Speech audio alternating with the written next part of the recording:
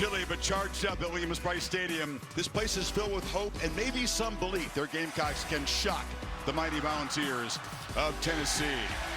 The Hendon Hooker Heisman campaign hits the stretch run. Just 2 games to go for this high-powered quarterback. On the other side, Spencer Rattler determined to close strong. This team comes off a huge disappointment in the Swamp, but they are determined on senior night to finish strong. And welcome to ESPN College Football Primetime, presented by Subway, in this presentation of the SEC on ESPN. Showdown Saturday between the Tennessee Volunteers and the South Carolina Gamecocks. Chris Fowler, Kirk Herbstreit, Holly Rowe will join us. Almost a great afternoon for Tennessee as they sat in the hotel and get ready to play this game, but TCU and Michigan escaped with late field goals. Ohio State's trying to hang on. Unbelievable day, and it's just a great reminder. You get into late November, teams are banged up, teams have nothing to lose. You go on the road, you don't get off to a great start. Sometimes you're holding on for dear life. Talking to the coaches on the field before the game with Tennessee and Josh Heupel, it's exactly what they're trying to avoid, starting fast and trying to kill the will of South Carolina early. They may not totally control their destiny, but what they can control, win this game, beat Vanderbilt and Nashville, and then just hope that Georgia takes care of LSU, and it's right there for them to play. I think Tennessee's looking at it like, hey, it's everything in front of us. Let's keep winning football games, keep looking on one of the most dominant teams. Everything will take care of itself. But you're on the road in the SEC. It's always a challenge. It's the first road night game for the Volunteers. They say they learned from that loss in Athens. South Carolina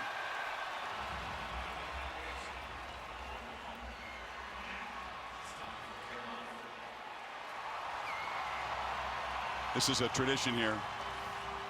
Also sprung because they were Thruster, Ricard Strauss, but best known as the 2001 theme. Hey, man. You and I haven't been here for a while. This is an awesome entrance.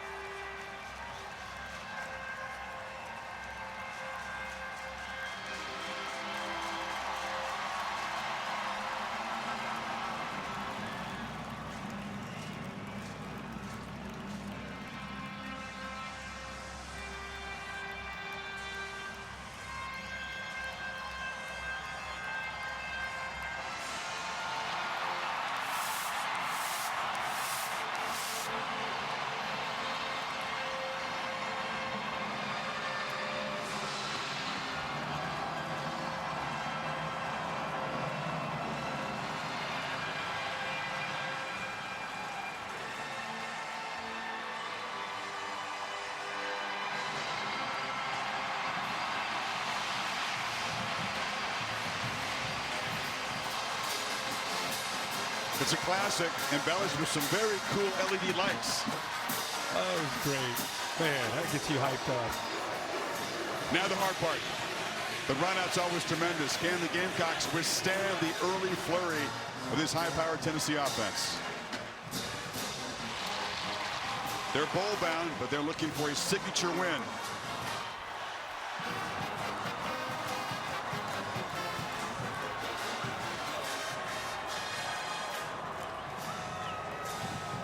Sir Big Spur. There's a rumor he might visit the booth later. I still don't believe it. Tennessee and South Carolina coming up.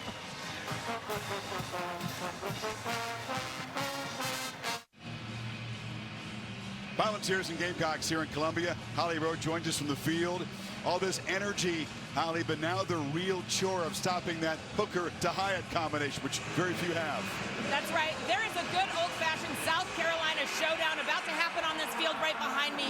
Jalen Hyatt of the Tennessee Vols is one of the most dynamic playmakers in the country. 15 touchdowns this year. He does most of his damage on long plays downfield. But guarding him tonight, we think they'll match up for a lot of the game, is another young man from South Carolina, and that is Cam Smith, one of the top prospects in the upcoming NFL draft. The cool thing, both young men grew up right here in South Carolina. Jalen Hyatt is from Irmo, South Carolina, while Cam Smith is from Blythewood. They did not meet up against each other in high school, but they are both looking forward to the challenge tonight. Look for this South Carolina showdown. The whole state will be proud of these 2 young men. It'll be fun, Holly. All the DBs really in charge of stopping the Tennessee passing game are from the state of South Carolina. I have pride on this defense. Talked about the lights. Check out the Sandstorm Show, which is about to lead us up to kickoff. As Rocky Top plays, not for the last time tonight.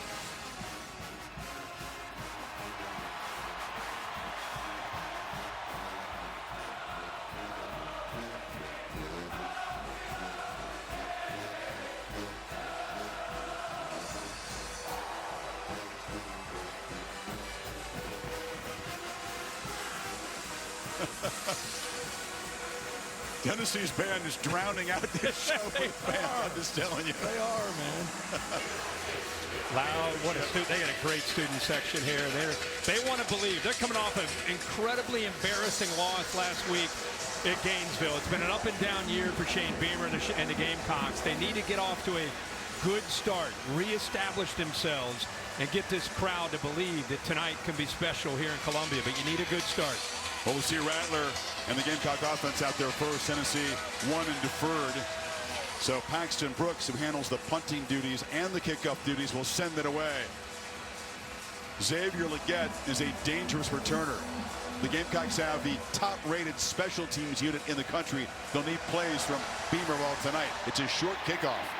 Try to keep it away from Legette, and the fair catch is made. So here comes Spencer Rattler. You no doubt know that he was at Oklahoma, and he was 6-0 as a starter there before getting pulled in the Red River shootout. Caleb Williams went on and took it the rest of the way. So he transfers here, and I think there were super high expectations on his part, but coming into the SEC has been tougher than he thought, I think. Absolutely. And I think the way it ended in Norman, he took the high road. Caleb Williams took over, and he could have transferred right away. He could have been a kind of a difficult player to deal with and teammate to deal with, but he didn't. He just kind of kept quiet, sat behind Caleb, and then once the season ended, he decided where to go. And you're right, he's had a tough adjustment into the SEC. Juju McDowell gets the first carry, still very short-handed at the running back position. Marshawn Lloyd cannot go with the deep divers. Christian Beal-Smith also out. Here's the Chick-fil-A impact players. Yeah, they're going to have to be able to run the ball. Bell, the tight end. You're going to see number 0 back there running the ball. They have a lot of injuries. A couple of their starters will not be there. Wells, 3, can make plays one-on-one. Byron Young, what a great electric pass rusher, number 6 off the edge. And Trayvon Flowers, really the leader. Battled through a lot of injuries this year. The leader on the back end of this defense. DeCarrion Joyner is a wide receiver who will take some snaps as a Wildcat quarterback. He was also a high school quarterback. He can throw it pretty well, but they're trying to manufacture a ground game however they can. Yeah. I mean, when you have 2 of your backs, Marshawn Lloyd, who's their best back of the year, averages over 5 yards a carry, and Christian Beal-Smith, both are unavailable. So you're right. You're going to see a little Wildcat with Joyner, like you just saw, and like I said, you also see Bell get a chance from time to time back there. They're going to mix up a lot of different looks, try to confuse the Tennessee defense. So an early 3rd down to avoid going 3 and out and giving Hendon Hooker the ball very quickly. There's Christian Beal-Smith. Nate Atkins, kind of a fullback tight end hybrids in the backfield. They pick up the blitz. The ball is out, and the first down catch is made. And that is Travion Kenyon, one of the 3 tight ends we'll see tonight. Well, this is a good job of being able to read and recognize coverage and get the ball out in front.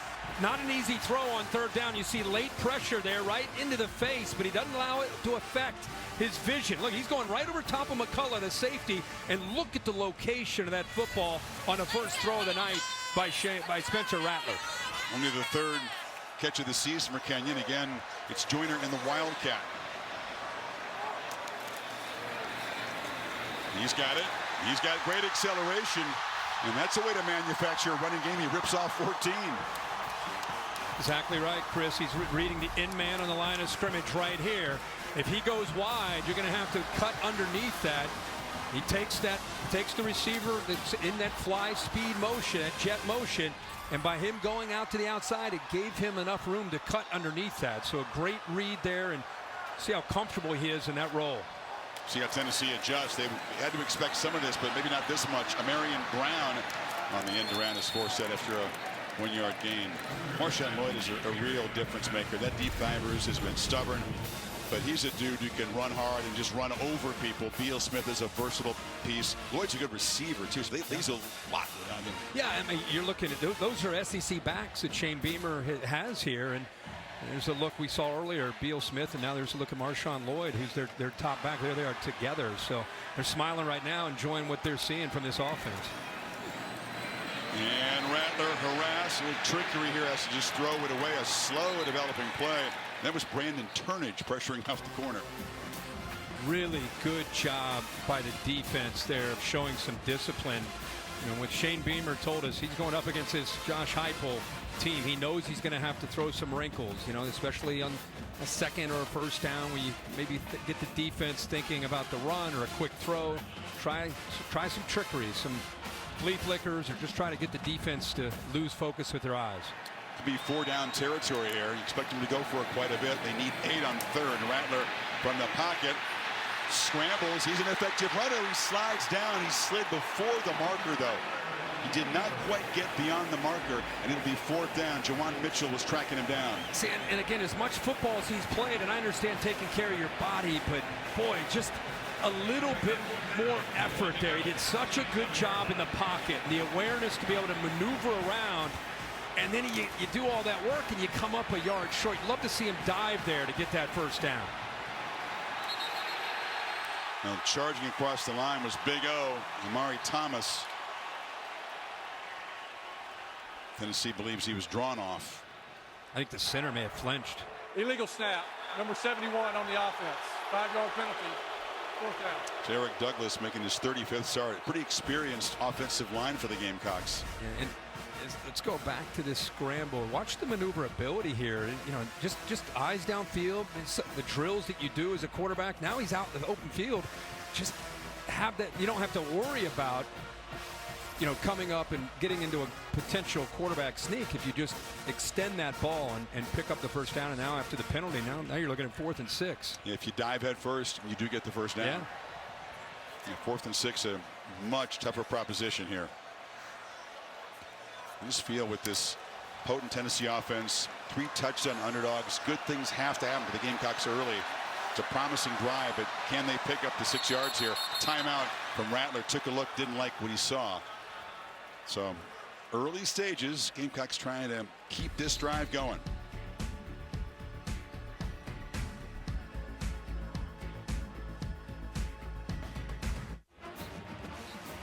Passionate, loyal fans here. It's a sellout. Every Saturday game all season has been. AT&T 5G Skycam zooming over Williams-Brice. Check out the AT&T 5G Skycast on the ESPN app and ESPN3. So off the timeout, Kirk, you got a 4th and 6 after that potentially costly penalty. Tennessee plays so much man.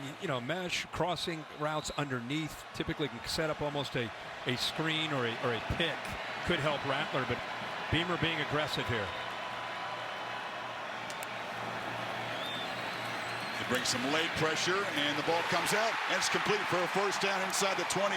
Antoine Wells, the top receiver on this football team. Wow, they actually sat down and played zone. Right here, it gives the read, and then you just sit right behind that. Rattler very comfortable when he has time. They bring the blitz, they play zone behind it, and there's the soft spot in the zone and a well-thrown ball. Great timing there by Spencer Rattler to get that ball out early and not give McCullough a chance to get his left hand up on that ball. They called Wells juice, and he's been on a streak. A couple touchdowns against Vanderbilt. Out of the backfield. That is Bell. Jaheim Bell rumbling and rolling and will score. South Carolina strikes first on the opening possession.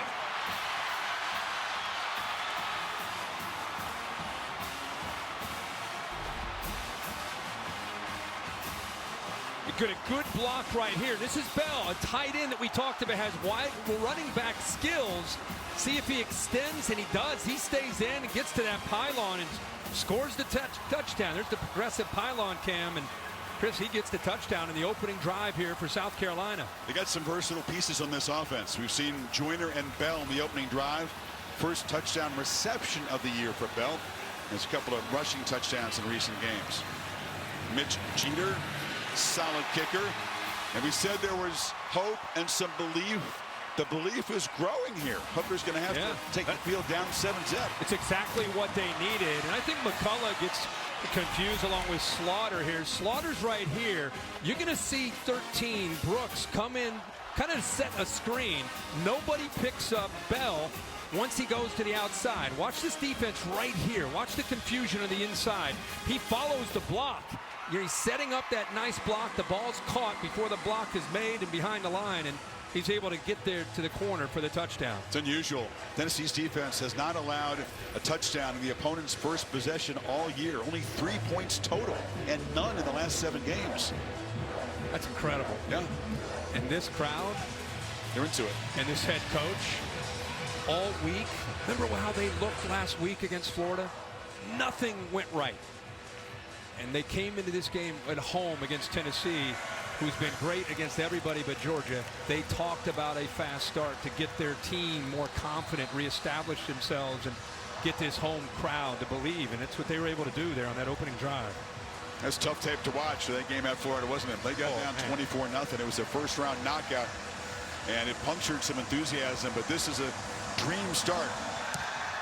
Jeter to boot it away, and Jimmy Holiday will let it sail deep into the end zone. So here comes Hendon Hooker.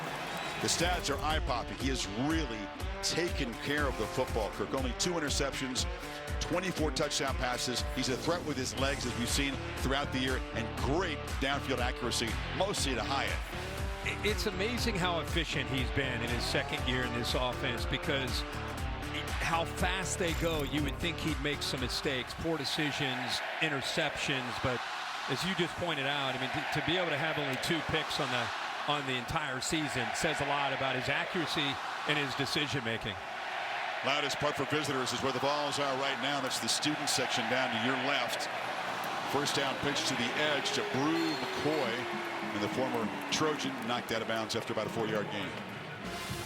This is where you really find out, right? Your offense goes down, but now you're going to send your defense out there against Hooker in this tempo.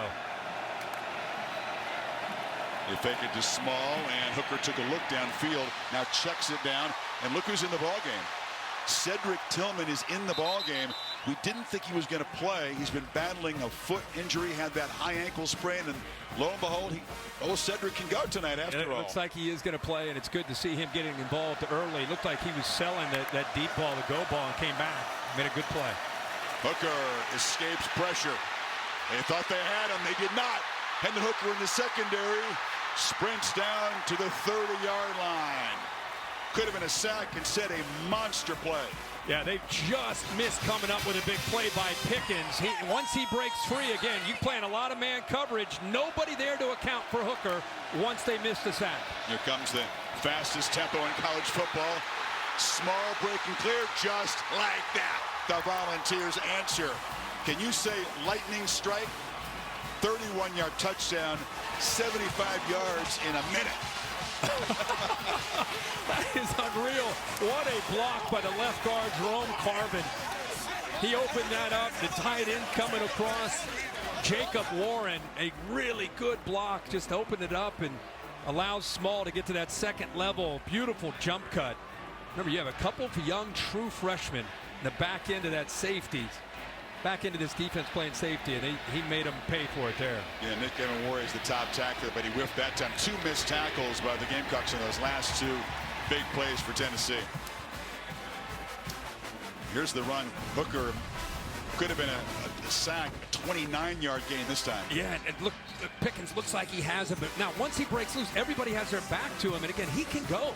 He's got great speed, so the thing that he does, he gets him up to the line of scrimmage, gets some great blocks, and look at that move right there to get him into the end zone. 10th rushing touchdown for Small. Early fireworks in Columbia, 7 apiece.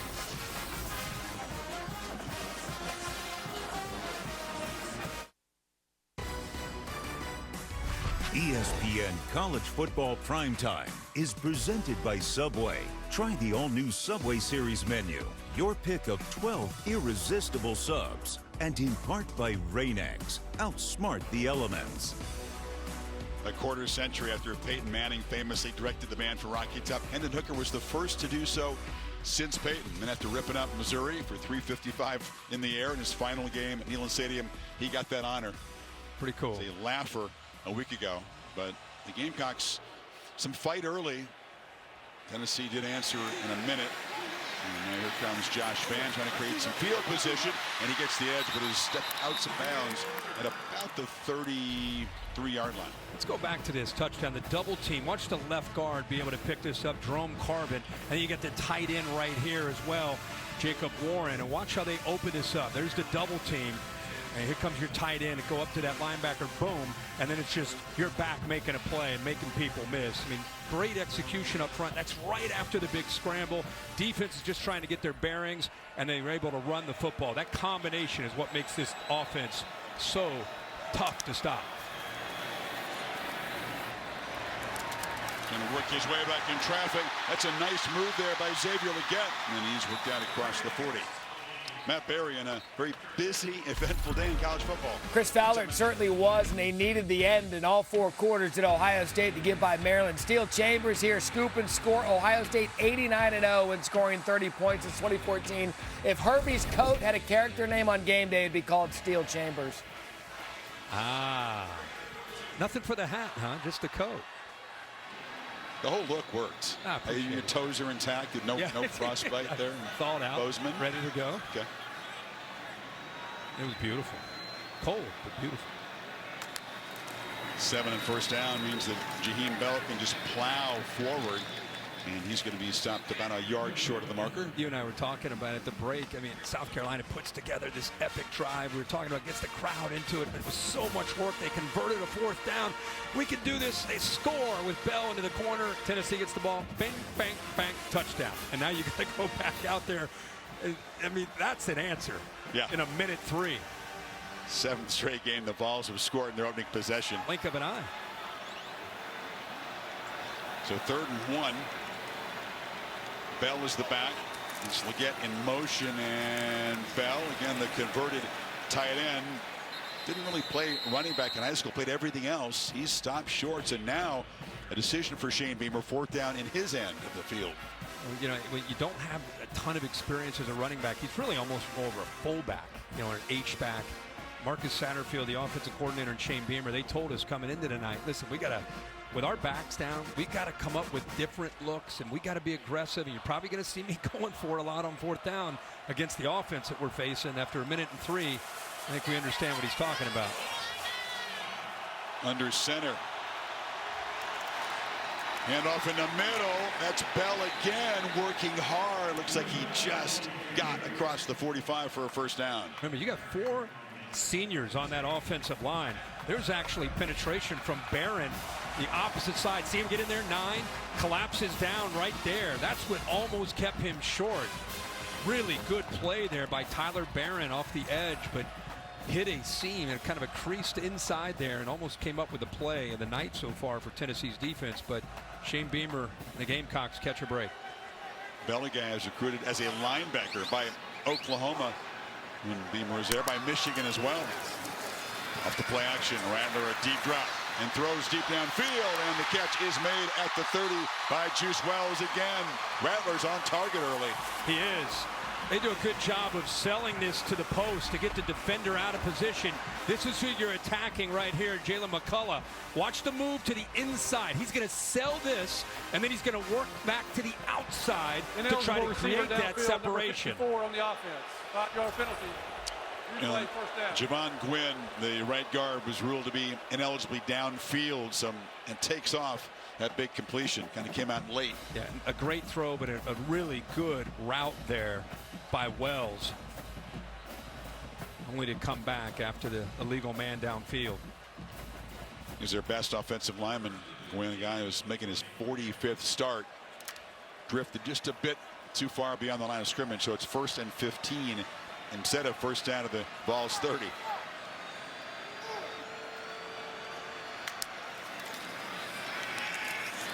Rattler steps up. Another downfield shot. It's caught. Josh Vann, touchdown, South Carolina. 2 possessions, 2 scores. 60 yards.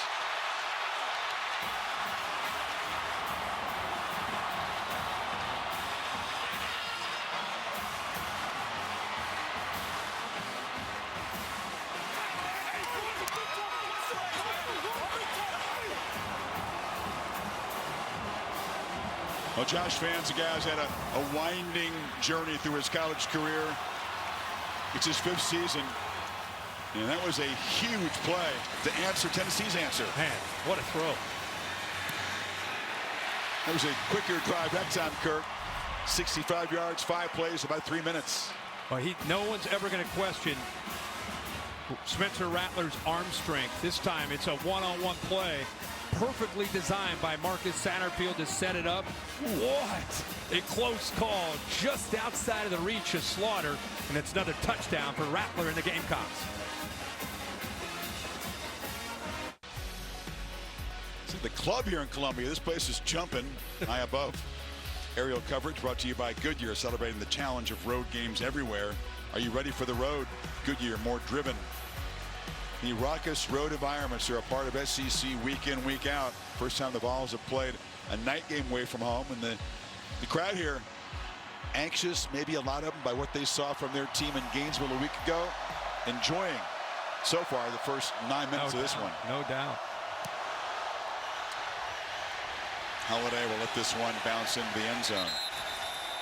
So they've been attacking McCullough downfield early in this game, the safety, to try to get him matched up one-on-one right here. So that's the initial look, right? Watch what happens to the inside. Once he's taken to the inside, look Josh Vann to the outside. It opens up, ball's thrown to the middle. Once McCullough was taken away, that opened it up. So great patience by Rattler. Reeds comes off of that McCullough safety read. That's taken away. It opened it up nicely on Josh Vann, one-on-one against Slaughter, and a great throw.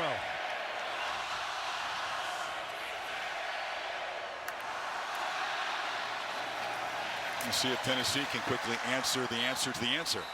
That answer so far. Maybe that kind of no stops yet. Again, people that have not watched Josh Heupel and Hendon Hooker a lot, they spread you sideline to sideline. Look at the splits by these receivers. In the pocket, here's the slant. Drew McCoy again, another first down.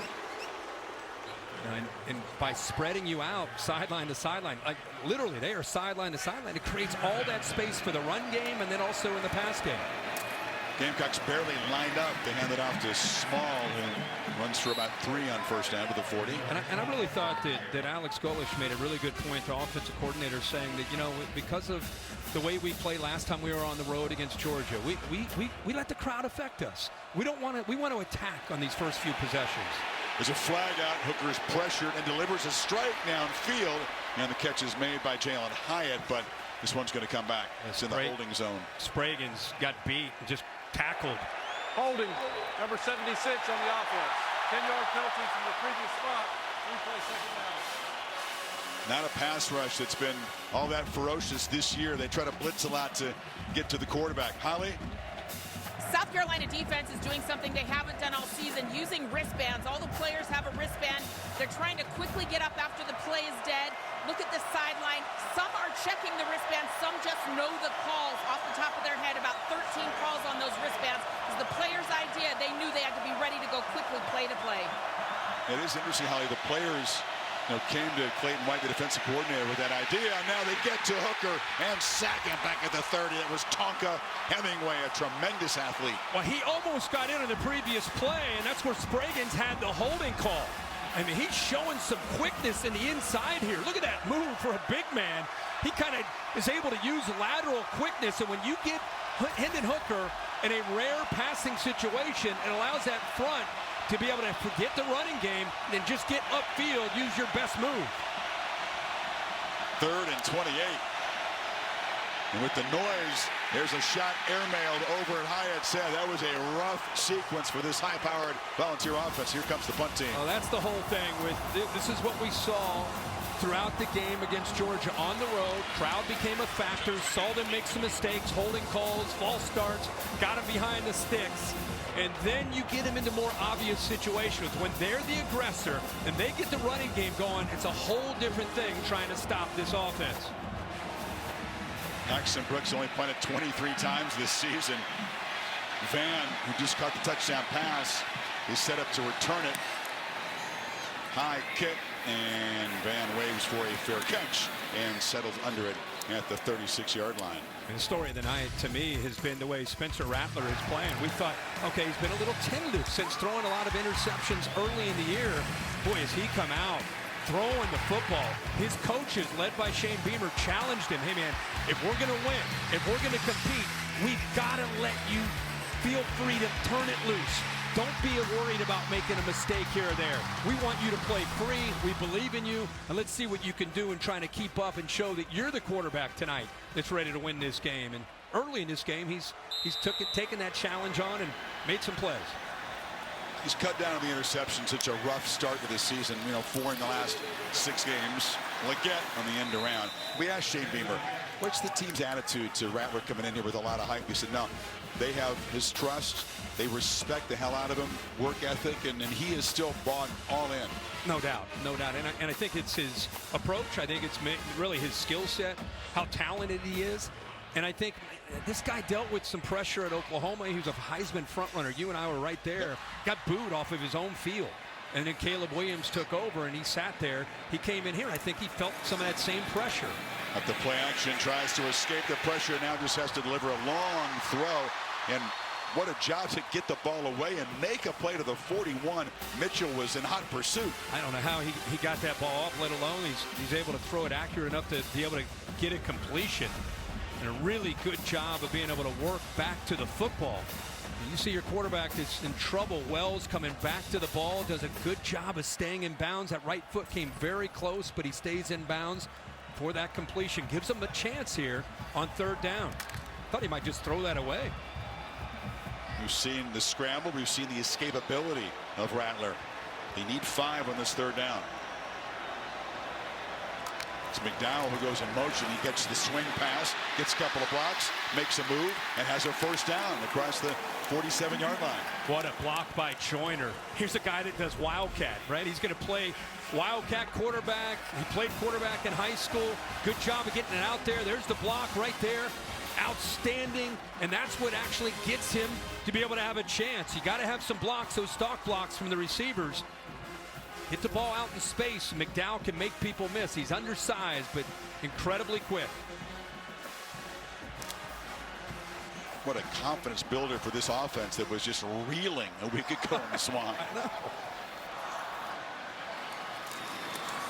Up the play action, Rattler looks downfield and launches, and the catch is made inside the 20 by Jalen Brooks. Another accurate deep ball. They went with 2 tight ends on 1st and 10, and by doing that, look at all the ball defenders. Everybody's up expecting a run. Perfect time for play action. See on the back end the separation, running away from the man-to-man coverage. Love the aggressive nature. Jalen Brooks doing what he needs to do and holds on for that big play, and another pass play of over 20 yards. That's the 4th of the night for Beamer and this offense. Down in the red zone, trying to build him this early lead. Rattler looking to throw in 1st down, pump fake, launch end zone, and beautifully broken up there. Brandon Turnage got up there.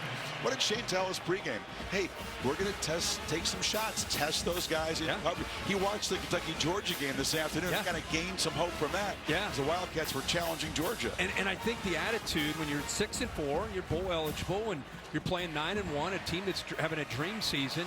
You're up 14-7. Some people might say, okay, let's be careful. Let's be cautious. Instead, you're continuing to attack downfield, continue to try to make big plays.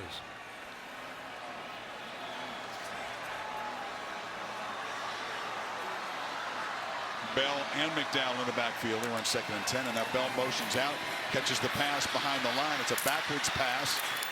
He is hit hard, but it takes a lot to get in with the ground. Mitchell finally does so. 3rd down now.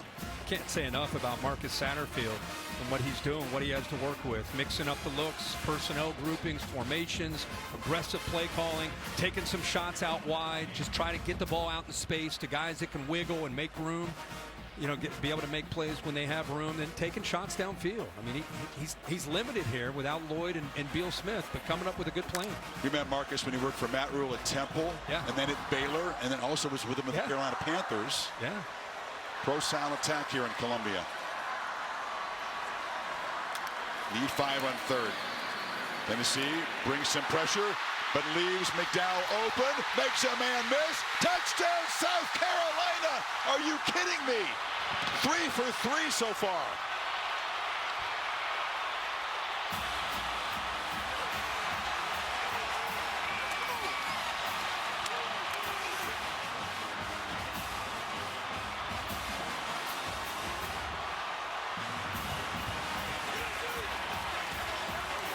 You would have never expected this if you'd have seen the tape of these two teams a week ago. No. This is what makes it so great, right? From one week to the next in college football, you just never know. And Spencer Rattler hasn't been sensational all season, but you talked about it. He's got the arm talent, and you can never count out a dude with this much of a skill set. Absolutely. They have Stogner and Wells right here, Chris. They're going to work to the inside, and then you're going to leak the back out of the backfield, and nobody picks him up. Look at the defense's eyes. Even the DB right here, watch how he kind of loses his way. And now it's a one-on-one matchup. So good job of affecting the eyes. Go back to what's the goal. Get players like Juju McDowell in space. Let them make people miss like that right there and be able to get into the end zone. Yeah, Turner made a great play a moment ago. Just whiffed on that one. This Tennessee defense a little shell-shocked. They gave up some big plays to Missouri in that emphatic win. They ended up having 700 yards, but South Carolina having fun so far.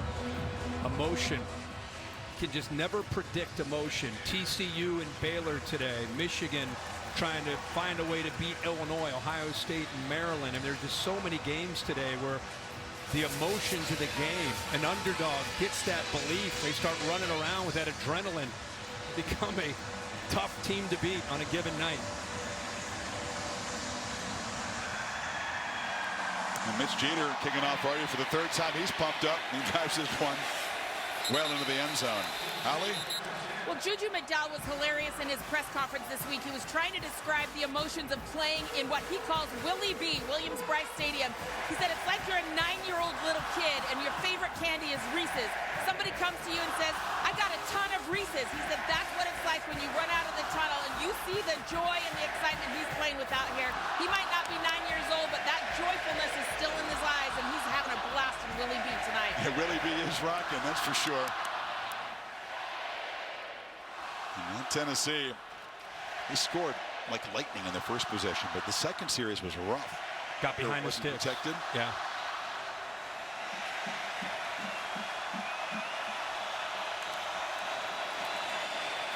Hooker has time here and gets it out to Jalen Hyatt, but he can't escape. Tough wrestling match. That's Cam Smith. These two guys figure to see a lot of each other tonight, and Smith's a dude with a lot of pride trying to shut down number 11. Hey, this is why I came here tonight. I want to see that matchup with Cam Smith, who a lot of people feel is one of the top corners in the country, against Jalen Hyatt, who's receiving all this hype in his Tennessee offense and making all these big plays this year for the Vols. Hyatt's first catch tonight goes for 5 yards. The FBS leader with 15 touchdown receptions. Hooker, that was a miscommunication. Hyatt broke the route off, and the ball is sent downfield. When we asked Shane Beamer, you know, you're coming off that loss to Florida. What are you most confident in? What do you feel with all these injuries is a strength of your team? The first thing he said were the two corners that we have to match up, Cam Smith and Darius Rush. We feel we can leave them on islands. They're not going to win every time, but we feel these are the best two corners on one team that they faced this year. It's loud on 3rd and 5. And Beamer asking for more.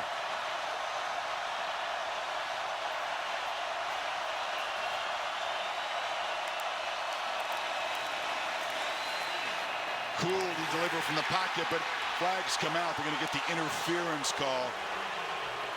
That was DQ Smith, another true freshman back there, the nickelback. Trying to make a play with his left arm. Interference on the defense, number 27. The ball will be placed at the spot of the foul. Automatic first down. Always worry about hooking that hip. There it is with the right hand. Maybe a little bit. We got to it just a little bit late, but you could see a little bit before that he got his right hand on the hip of the receiver. Remember, he's a true freshman. DQ Smith out there. On the first down, this is Jalen Wright with the carry, and he's going to pick up about 7 off the right side.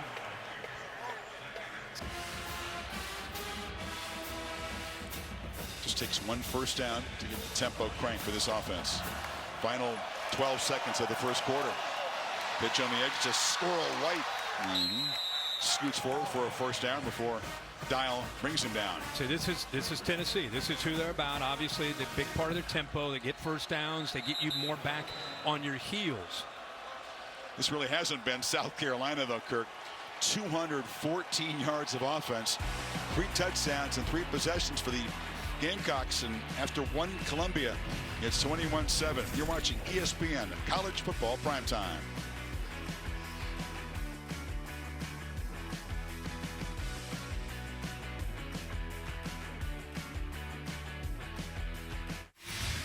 Stunning start here in Columbia. Welcome back, ESPN College Football Primetime, presented by Subway.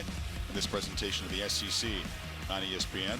Well, last year's meeting also featured 28 points in Knoxville. All 28 scored by the Vols. Very different start here tonight. Again, quarter number 2. Hooker looks to throw on the far side, and coming back to catch it is Hyatt. Tillman. Great poise there. Chris by Hooker that brought both those middle linebackers, and instead of bailing out, trust the protection there. The back to be able to pick that up, sits down there, and makes a nice throw. And Wright breaks through for a first down across the 30. I'm surprised to see Cedric Tillman. You know, he's battled injuries all season long. Really sort of led to believe he wasn't going to be able to go, but it must have been a miraculous warm-up. Yeah. he's out there contributing. Yeah, the leader of that receiver group. Serious weapon. Yeah, he brings leadership. Yep. And they thought they might bring him on the road just for that role. Instead, he's out there making plays. By the way, that's 73 yards rushing so far for Tennessee. Not just always, people want to talk about Hyatt and Hendon Hooker in the pass game. It really all starts up front. There's Hyatt. He does make the catch, and he's in the red zone for a volunteer first down. Boy, Cam Smith gave him a big cushion because of the respect he has for Hyatt. Knows about his ability to stretch a defense, and he's able to run a nice route and come back. Leave it off inside. Right. Stop in the backfield. Diving in there to make the play was T.J. Sanders, the defensive tackle. So many games within a game tonight. We talked about Cam Smith against Jalen Hyatt. He's kind of shadowing him tonight. But the linebackers from South Carolina against this line in this running game, can they hold up? On the slant, Tillman again, his 3rd catch. Dial knocks him down just short of the marker. What a difference he can make. Oh. He may not be full speed yet. No. But his presence can be felt out there. 6'3", 215. And barreling inside the 5 for a first and goal is Wright. Great push about left side. It's just relentless, this tempo. Game guys, you know, Shane Beamer said we try to simulate it. You can't. They can't even look at the wristbands Holly was talking about at this point. No, and look at, you got some guys, T.J. Sanders out there, hands on the hips. Can't really substitute because Tennessee's not. So you get a fatigued defense. You're just trying to get lined up. Here they come again. By volunteer standards, this is methodical. The 12th play of the drive coming up. Off the fake, Hooker batted down at the line of scrimmage.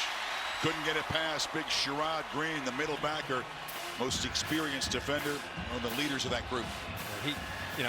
He's looking at a lot of different things, but by putting Hyatt in that stacked formation, 2 defenders went to the inside and completely lost Jalen Hyatt. He was all alone in the left flat. 3rd and goal. Gamecocks crowding the line. Hooker has time, delivers, but misfires. Tillman was open, had a step. Now it's 4th and goal. He not only had a step, he had about 4 or 5 steps. I mean, he was wide open, able to get really good separation against man-to-man. It's a ball that Hendon Hooker 9 times out of 10 this year makes, but that time just not quite on point. Threw a fastball, didn't really need to be quick. Here we go. Chance for the Gamecocks defense to make this an empty possession on the 14th play of the drive. Play clock's at 5 already. 2-1. They rarely huddle up and take that much time, and they were very late getting out of the huddle. So Hyper will take a timeout. 4th and goal. Gamecocks trying to protect a 14-point lead.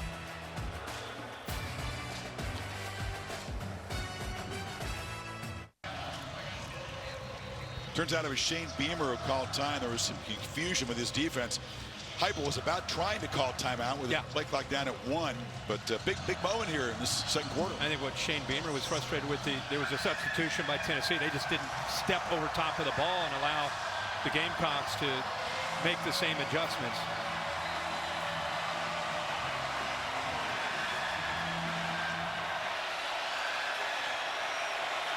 Into that student section. 2 tight ends for the Vols sent out to the right side. Right is the back. Hooker for the end zone. Jump ball caught. Touchdown. Tillman, welcome back. Cedric Tillman making a huge impact when most figured he wouldn't play tonight. And a 4th down touchdown to cut into this lead. You're going to be on an island. You got to make plays. This is what it's all about. You know, when you defend this offense, you've got to be able to put your best players in a position. And that's Cam Smith, one of the top corners in college football, one-on-one with a big man at receiver in Cedric Tillman, and Hendon Hooker win that matchup. They've been doing a lot of this pyrotechnics on offense without a healthy Tillman. He's only played 5 games this year. When he was healthy last year, dude had a 200-yard game against Georgia. That all-world defense last year had a 500-yard game. That says it all right there. He's healthy. He's a force. Yeah, look at the slot fade. Gives him plenty of room. Take Brew McCoy to the inside. That takes that defender out of the way. So it's one-on-one. Give your receiver a chance. Adjust to that back shoulder. Sees the ball. Cam Smith never does. Easy adjustment. Touchdown balls. Sharp play from both quarterbacks tonight. Hooker's first touchdown pass, but he's 9 of 13. More short-range stuff. Now this Tennessee defense, coming off the worst quarter of the season, goes back out on the field and tries to get their first stop tonight. What's the thing? When you play Tennessee, you could have a good quarter, or you could have a good little run, build a nice lead, but as you know, with their offense, they're never out of it. They believe that they can get themselves back in it, so you can't just ride a wave and think that's going to be good enough. It's got to be a 60-minute fight of intensity to be able to stand in the middle of the ring with them. Really well said. Brooks to boot it short again and try to keep it away from the talent of returners. And Austin Stogner, transfer from Oklahoma, makes the catch. Back to Matt Barry. Yeah, Chris, it's been one of those days when the top teams in the country have struggled to get some wins. Right now, Oklahoma just picked off Oklahoma State. They're up 14-0 in Bedlam. And look what Georgia Tech is doing on the road at North Carolina. They're moving the ball down just 3 in the 4th quarter. And early in Arkansas, Ole Miss, Arkansas, 7-0 Woo Pig over on SEC Network. It is one of those Saturdays. Oh, man. Wow. I mean, when you looked at the slate this morning, even on College Game Day, you're like, oh, I mean, got to stay sharp. We'll see who's disciplined. You never expected something like this, right? Rattler zips a long throw. Look at the arm strength on display as Juice Wells goes down low. It's a first down again. There's that release everybody's using, and he's been trained since he was so young. Look at how quick. This is a shortstop. Pat Mahomes, Aaron Rodgers, everybody doing that kind of release to go with the velocity and the accuracy. Boy, Rattler off to such a good start. He's dropping dimes all over the field. Looking to throw again on first down. It's underneath. And the catch is made by big old Nate Atkins, whose dad, Greg, is the offensive line coach here in South Carolina. Let's see the big fella get a chance. Kind of an offensive lineman playing tight end. Yeah. A little contrast between the game in the swamp and the start so far tonight. Yeah, I think so. Almost equal the yardage total for the whole game. Bell banging forward, and they'll spot him right at the marker. It is going to be a first down. Some great collisions out there when he gets the ball. Solon Page was filling in 38 very nicely, enough to get the first. Good aggressive approach, Kirk, on early downs. They're not just trying to run it. The running game's going to be a struggle tonight. Yeah. They're letting Rattler rip early in downs to avoid those 3rd and longs. And a lot of times it's in the 2 tight end set. I mean, that's where we've seen some of their big plays. They give you that look where you think they're going to run the ball. They're breaking a lot of tendencies. Joyner and Wildcat hands it off to Brown on the end around, and he's in the open. Amarian Brown makes a cut down inside the Tennessee 20. Wow. Well, we saw last time he was in, they took away the quarterback, and took away the running back and receiver. This time they take the quarterback, and it gives you the edge. And again, you're running downhill. You've got speed on that. When you run that play, that power read, you're giving that ball at full speed to a wide receiver in Brown and pick up a couple blocks. And just like that, he's into the open field down that right sideline. Excellent creativity to find a way to run the ball. Now it's a reverse. Rattler's open. They flip it to him. Quarterback makes the catch and is wrestled down inside the 5. Joyner threw the pass. We talked about the ex-quarterback. Yeah, he's been in the Wildcat tonight. So Tennessee, because he's moving around in different places, he's right here. I mean, he can throw the football. High school quarterback, played in the bowl game last year, was 9 for 9. He threw a touchdown pass a few weeks ago against Vandy. Obviously very comfortable in that position. And Rattler, little peek. He's thinking about trying to get that ball to the end zone. Hey. And now you got Joyner again at Wildcat. Bell lined up to his left. 1st and goal.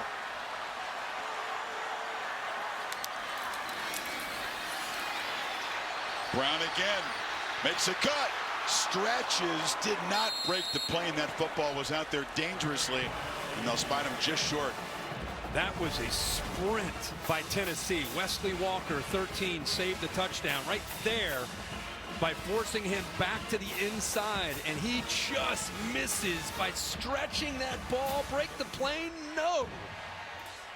He's the progressive pylon cam. Just going to make sure you hold on to it and not get loose. It looked like Jawan Mitchell pulling him back, not letting him get to that goal line. So we're seeing plenty of this wrinkle. Rattler on the sidelines. Joyner in the game. 2 tight ends. Power set. And he just powers in. DeCarrion Joyner threw a pass to Rattler to set up the touchdown.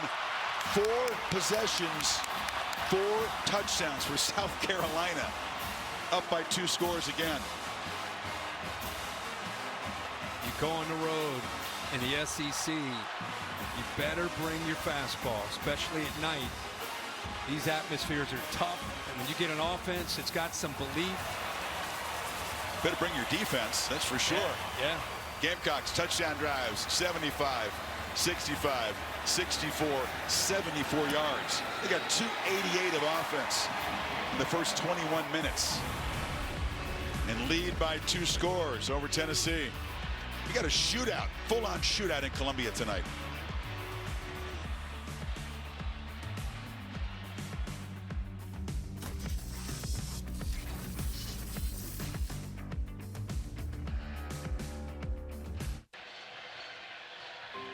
We had our condolences, the 3 football players of Virginia murdered on Sunday night. Memorial service in Charlottesville this afternoon. Tony Elliott, so emotional. Lavelle Davis, Woodland High School here in South Carolina, very active in social causes. Model teammate Devin Chandler comes from Charlotte. Military family, so proud of his dad, a former Navy fighter pilot. And Sean Perry from Miami, musician, artist, a guy known to spread joy to his teammates. Game for the Cavaliers canceled this afternoon, but high emotions inside the basketball arena. We send our support to the Tony Elliott, the entire Virginia football community. Just heartbreaking, the story, just something you can't even believe. And as you said, our thoughts, prayers, and condolences to all the players families. of South Carolina. Kirk asked to honor those 3 Virginia players, and there's the helmet sticker and the V for Virginia on the bottom of the helmet tonight. Yeah. It's great. I think throughout the nation, the football community really showing their support. Tennessee wearing that decal as well. Yeah. Tony Elliott, who's been through so much himself in his own life, has been very stoic. I know you mentioned that they had the service today, and he'll be a great person to be able to reach to and support the families. Hyatt takes it, breaks the tackle, and Jalen Hyatt accelerates for a 1st down out across the 40, shoved out by, or blocked by Princeton Fant. So Tennessee finding different ways again to get their playmaker Jalen Hyatt involved.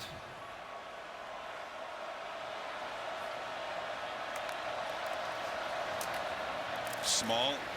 Into a clogged middle. Picks up a couple of yards here. Brad Johnson from his linebacker position. Again, I want to see Brad Johnson, Sherrod Green, 19 and 44. Trying to stack up there in the inside. Got to be physical tonight. They're a bit undersized. Off the fake, Hooker launches downfield, and it's over the head of Cedric Tillman. Well covered that time by Marcellus Dial. And once they are able to run the ball, make you aware of that, you get your eyes starting to look and peek into the backfield. And with those big wide splits, the reason they have those wide splits is make you declare where you're going to commit numbers and then create vertical seams and shots downfield. Volunteers just 1 for 3 on third down tonight. Need 7 here.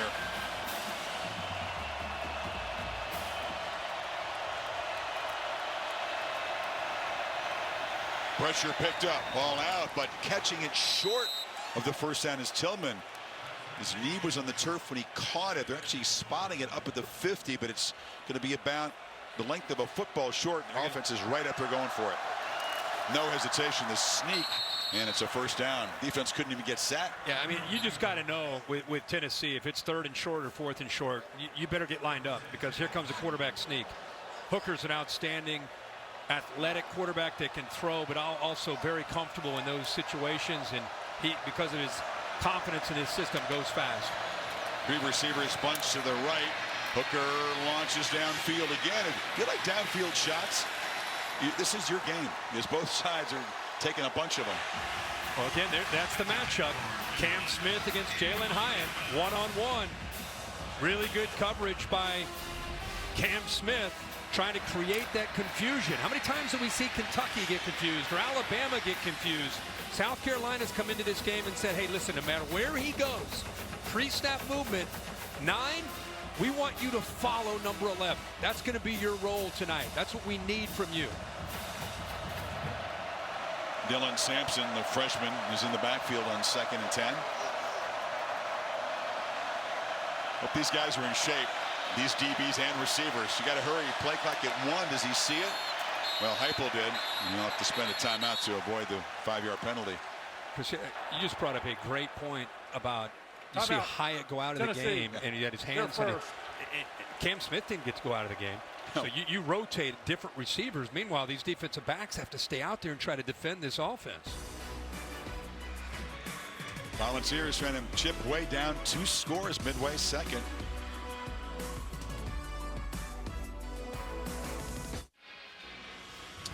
Exclusive reveal of the latest CFP top 25 rankings Tuesday night, of course, in prime time. Reese, Kirk, and the guys will break it down. Very nearly it was shake-up Saturday, but I told you TCU, Michigan escaping. They trailed for almost the entire 4th quarter before walk-off field goals for TCU and a near walk-off for Michigan. Yeah, Ohio State as well. I mean, you'd think it'd be an easy win for them against Maryland. And Maryland right there scoring a lot of points. Hooker on the keeper, spun down after a solid gain. It'll set up 3rd and about 3. Jordan Birch for the tackle. I love when they sprinkle in Hooker on the design QB run because of what it does to the safeties and the way they have to pay attention to him. Just enough to make, as a reminder, get their eyes lined up and you get one-on-one. 2-by-2, the receivers, and on the slant, the catch is made by a big Princeton fan, and the tight end is still running a late flag near where the tackle was made. How about that window, how tight that was.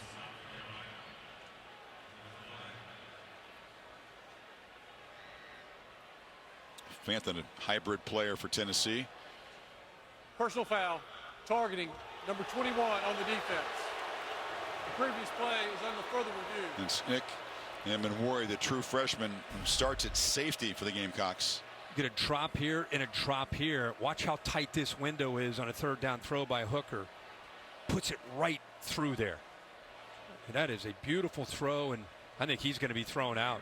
I mean, he lowers his head. Bang, right there. That's a textbook example of targeting. Totally agree with you. He's got the crown of the helmet down, forcible contact. It's a true freshman who leads the team in tackles.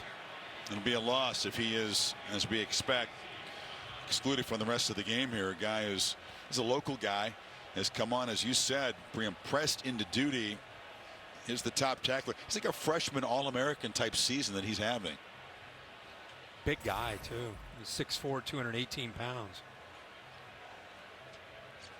David Smith in charge of the crew here for the SEC. Stan Murray is the replay official. I mean, Shane knows he's going to have to do without his safety. Bill Bear asked, does it matter if the receiver lowers his helmet? No, because when you use the crown of your helmet, I can't go to your head to your toes, Right. technically by rule. Yep. So you changing your body position on me Doesn't matter. means absolutely nothing. Thank you, sir. He would have had to turn his body to make the contact with his shoulder to avoid the penalty there. Yeah, the defender, he would have Yes. had to make an adjustment so that he didn't have the crown down. After further review, targeting by number 21 is confirmed with the crown of the helmet. That penalty is half the distance to the goal. First down. See the frustration for Imanwari. He was off to a big start tonight, made 6 tackles already. They'll have to do without him. And now they throw another true freshman. This is a life of Shane Beamer. Peyton Williams now comes in. 31 will come in for 21. So you lose one true freshman, leads you in tackles. You can see the emotional player he is. And then you throw in again Williams here out of Heath, Texas. Talked about DQ Smith, another freshman who's been starting his safety tonight. They're young back there. I mean, you're a true freshman, and it's amazing with the development of these players anymore around the country in middle school and high school that allows them to come on the field and go up against Hendon Hooker in an offense that leads the nation in scoring. Penalty moves the ball to the 14.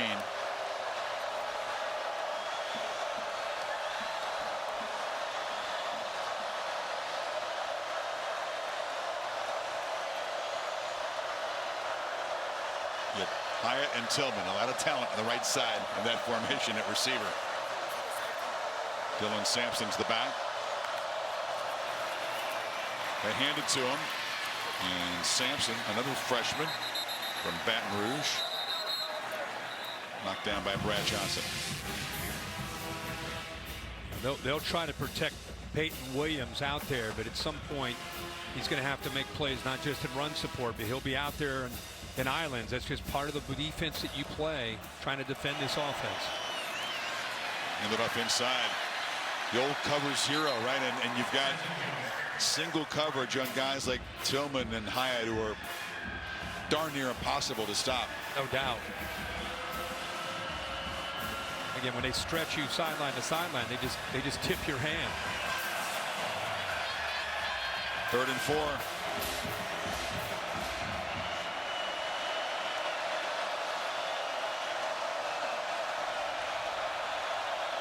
Another long march by the Volunteers. 11th play of the drive here.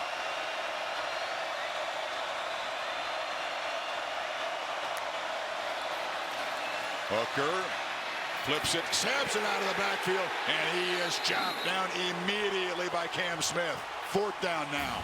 Well, he looked over the sideline and he thought he had man-to-man coverage, but he didn't. Cam Smith came off of man, so pre-snap look, they showed Josh Heupel from the sideline, hey, we're in man-to-man, 0 coverage. So they thought they had a matchup that they wanted, and Cam Smith came off of it. Like I said, it makes a great play. Good job in this guy. For this defense. Now Chase McGrath will come on for a chip shot here of 27 yards. The Gamecocks will take that. Cuts the lead down to 11, but here's the play by Smith on 4th down. Yeah, he looks like they're man-to-man. You know, you see both these guys aligned, same on the left, so they think, okay, we got what we want. Let's get the back out, get him out there with some linemen. But Cam Smith does a nice job, again, not just man-to-man skills, but the ability to make plays in the open field and make tackles like that.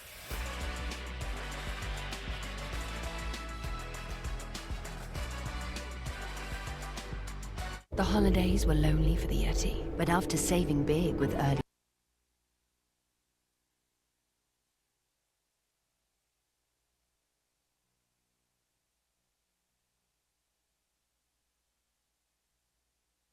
Forever, only in theaters.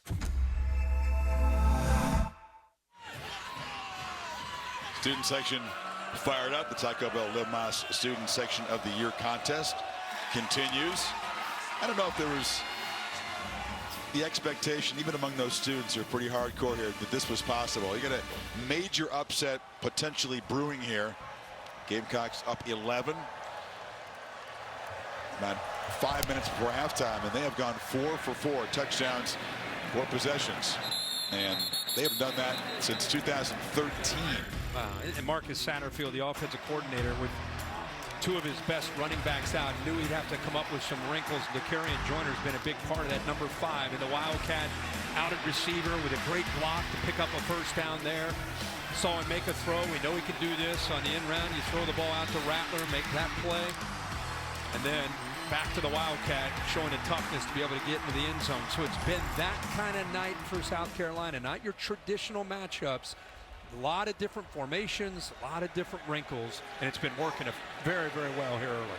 Joyner back at quarterback to open this series. They fake the end around, and he is smacked in the backfield. Not fooled that time was Terry, excuse me. Yeah, you know, you think about trying to get the ball out here, but when you lose up here, it completely blows this play up. You're trying to get that ball either out on the perimeter, or you come off of that read and you try to get behind a guard block, and you're not counting on that. I can tell you that. Terry is 320 pounds. I think Joyner looked up and said, whoa, where did he come from? Kansas transfer is where he came from. He is a strong run stopper in there. Rattler back in the game on 2nd and 11. That ball deflected at the line and falls to the turf. Murray Thomas got a hand at it. To Matt Berry. Chris, you were talking about a potential upset brewing there in Columbia. I've got one for you that's a bit eye-popping. Hassan Hall here for Georgia Tech gives them the lead 21-17 over North Carolina, that one in the 4th quarter. Plus, look what Oklahoma is doing in Bedlam. 28-0 over Oklahoma State end of the 1st quarter. The weirdness is widespread today in college football and tonight. I can't. Georgia Tech's defense. I know. Putting it on Drake May in North Carolina? Wow. My gosh. Gamecocks, the 3rd and long here if they're going to keep their perfect night. It's a team that has been really turnover prone, a quarterback who has struggled at times this year. They have come out with confidence. Rattler delivering strong pitches all over the field. They get the stop, holding Tennessee to a field goal here. They're going to have the lead at halftime, it looks like. Yeah, you have 4:16 to go. I think Shane Beamer deserves a lot of credit for the way he had his team ready to play tonight.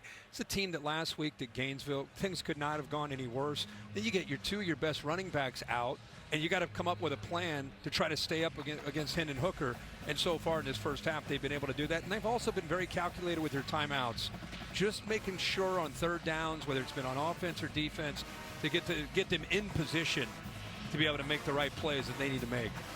I love the psychology of the stretch run in college football. Either maybe you're looking ahead to rivalry game, or there's the pressure of being in playoff mode. We're seeing it all over the country 100%, today. 100%. Rattler has time, watches downfield, catch made, flag out. Jaheim Bell, couldn't hold on to it. It was broken up there. Turnage knocked it out, and there was a flag down. That flag came out early. He might have grabbed on.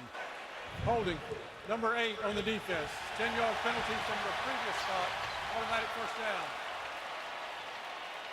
And that's what it was, the jersey grab on the way by. I think it was early grabbing onto that jersey. Right there, not near the end. By the way, how about the throw by Rattler again? I mean, that's a perfectly thrown ball, 45 yards downfield. That should have been made. It would have been able to decline the penalty and been set up in Volunteer territory. It's just the 3rd incompletion for Rattler tonight. 3 touchdowns already. Now Bell and back in the backfield, showing you his versatility. And knocked down after about a 4-yard gain by Mitchell. Getting a little chippy out there. Tennessee frustrated. 4 drives for South Carolina, 4 touchdowns will do that to you. I want to give a shout out to this offensive line. We're getting so caught up in the quarterback of what Rattler's doing, the receivers, Satterfield, the play calling. But man, every time he drops back to throw, for the most part, Rattler is back there with time to throw, that's a feat within itself, because Byron Young and company, they love to pressure the quarterback, but man, he's had time. And no sacks allowed.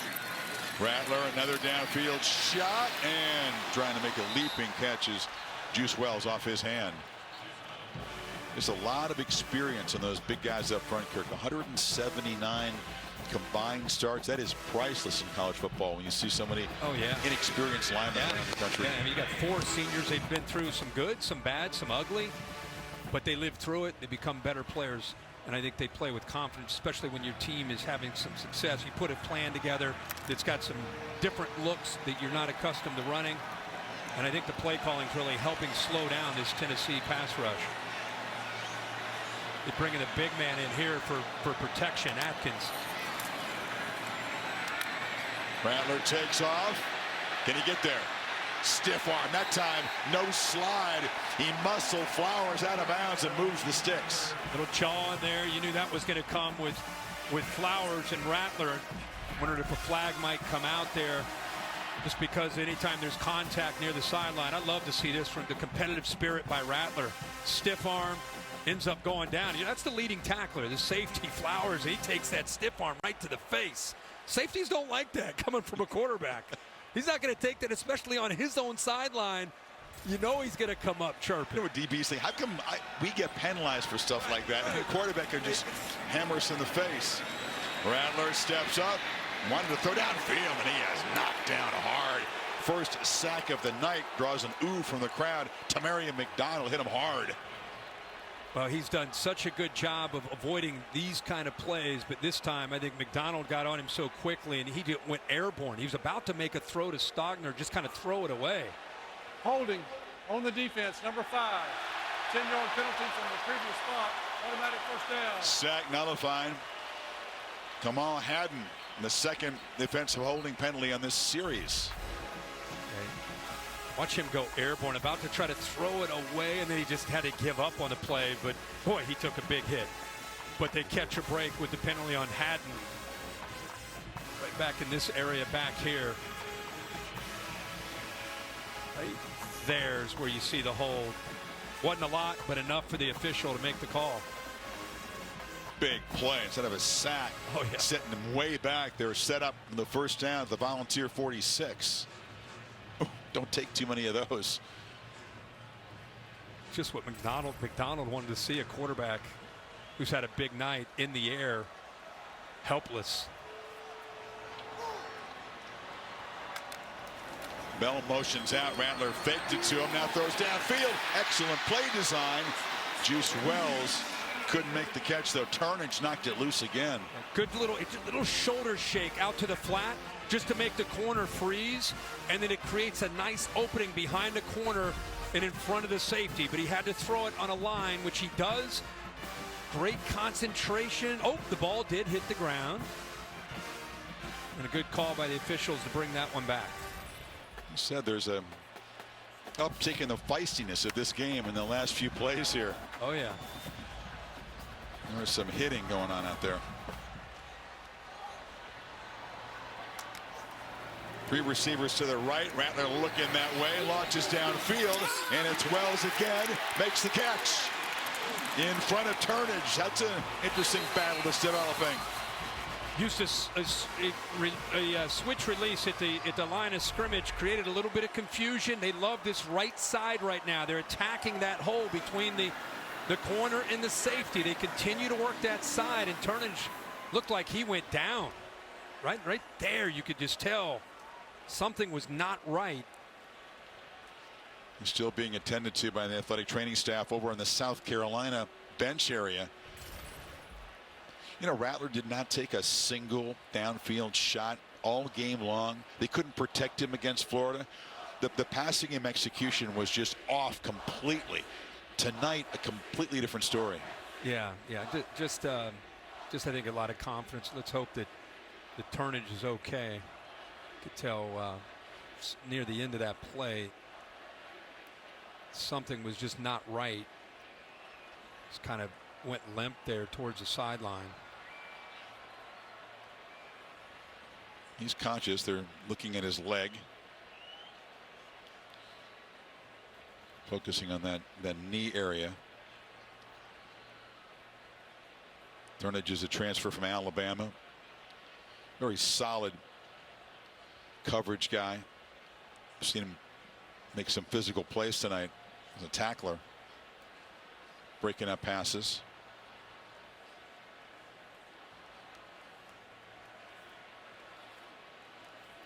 We've had some injuries in the secondary. When we did the Kentucky game a couple of weeks ago, they had some key guys out. Christian Charles was out of that game. Haddon was out.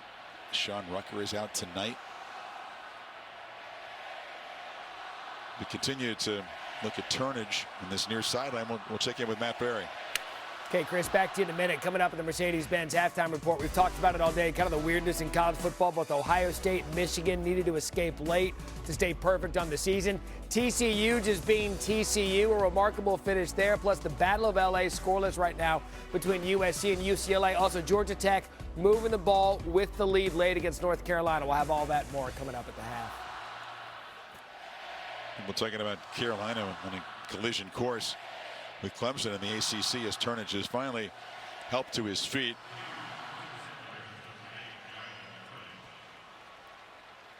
Holly, what can you see? Well, guys, they're actually looking at his left ankle. They've taken his shoe off. He's not able to put any weight on that ankle as they go to the locker room. The athletic training staff has been using their fingers to slide up the bones of that ankle and make sure that he's okay. And as you can see, he can't put any weight on that right now.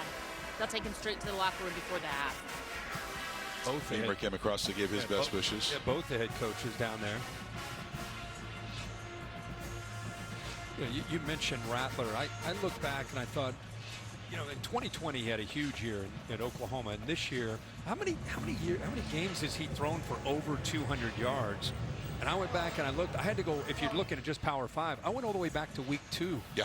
Against Arkansas, and he had 377, and that was in a comeback. They're trying to come back. I mean, since then he's 180, 160, 140. So the night that he's having right now, 231, and we're not even to halftime.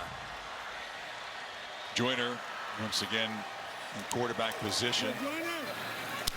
Hands it off inside to McDowell. The time the Volunteers were ready for it. He's hit behind the line. Well, this time Beasley does a good job. I think they've seen enough of this play. And I think now, instead of worrying about the edges, now you get the linebackers who are starting to understand it. He read the block of 44 Atkins, and he just used his speed to come around and blow that play up. Really nice job at the inside there by Beasley. Final timeout spent by Shane Beamer. He was the first 2 on defense. Yeah, an incredible performance by this Gamecock offense. Talked about the creativity without their 2 best running backs, especially Marshawn Lloyd, who is a major weapon. The offense really built around him. When he's healthy, you run the ball, you set up the play action, right. You take him out of the mix. And talked about Marcus Satterfield, the job he's done, and these guys have stepped up and handled multiple roles to make this thing work tonight. And boy, is it humming, this offense. And let's not forget about, again, you're going up against Tennessee's offense. You know, so not only are you trying to put together an offense that maybe isn't necessarily what you're built for, you're trying to stay up with the potential explosive offense of Tennessee. But man, they have put together a masterful plan so far. Rattler, long throw, end zone, caught! Josh Vann, second touchdown tonight. 5 for 5 are the Gamecocks.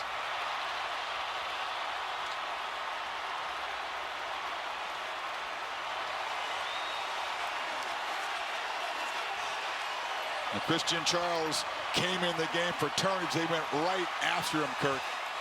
Sure did. And they gave a run look with 2 tight ends.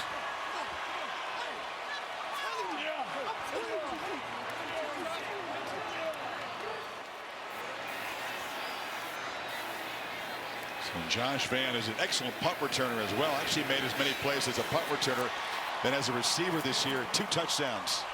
Well, you got the 2 tight end look right here on the left-hand side, and because of that, you've got 9 Vol defenders in tight. He knows he has the matchup that he wants. This defense is expecting run. What I want you to see is where he puts it up in the air. Look at that throw up in the air to allow the receiver to adjust to that back shoulder throw. Really well done by Rattler again. Not just throwing it to throw it out there, and throwing it on a line, puts enough air under it to allow Vann, who's had a big night tonight, to adjust back. And Spencer Rattler, full credit, man. Look, he was frustrated. He knew he didn't play well. The whole team didn't play well at Gainesville. But Shane Beamer sat him down and said, look, you got parts 2 and 3 of this Orange Crush schedule, right? At Florida, home Tennessee, at Clemson. You still got a chance against 2 big opponents in big games to reshape this season. And he has seized the chance so far tonight. Amen. 14 for 19, 249 and 4. 1995 was the last time against an SEC opponent they've gone 5 for 5 touchdowns to start a game. And Tennessee is down 18 2 minutes before the break. Well, next Saturday on the SEC Network, you're going to see the regular season finale for the Volunteers against Vanderbilt. They figure to take over the stadium. Orange fans in Nashville. Also on the ESPN app. Give Vandy a shout out today in Nashville with a big win over the Florida Gators. That was huge for Clark Lee and what he's trying to build there with the Commodores. Congrats to him and his staff. So they'll be going for bowl eligibility next week. How about that? Tennessee. How about that? So Hooker with 2:04 before halftime on the slant, and Tillman makes the catch. Dial just held on and brought him down after about an 8-yard gain.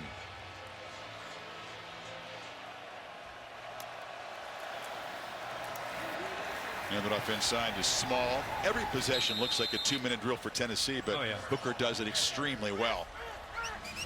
Remember, Tennessee won the toss and deferred, so they big possession here, and then they'll get the ball to start the second half. Here goes pressure. It's picked up. Hooker delivers a high throw. Couldn't tell who he was aiming for there.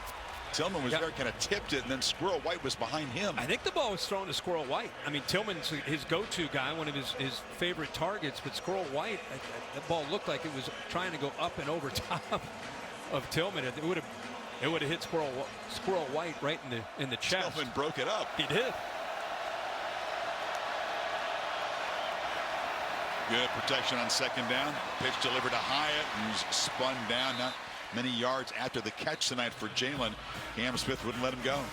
Really good read again. I just love to watch Hooker in this situation. Clock's down under 1:30. Got one timeout. Plays with good poise.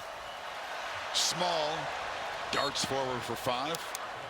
Just no panic. This team knows how quickly they can score. They're not in a rush. Like you said, this is their comfort zone, right?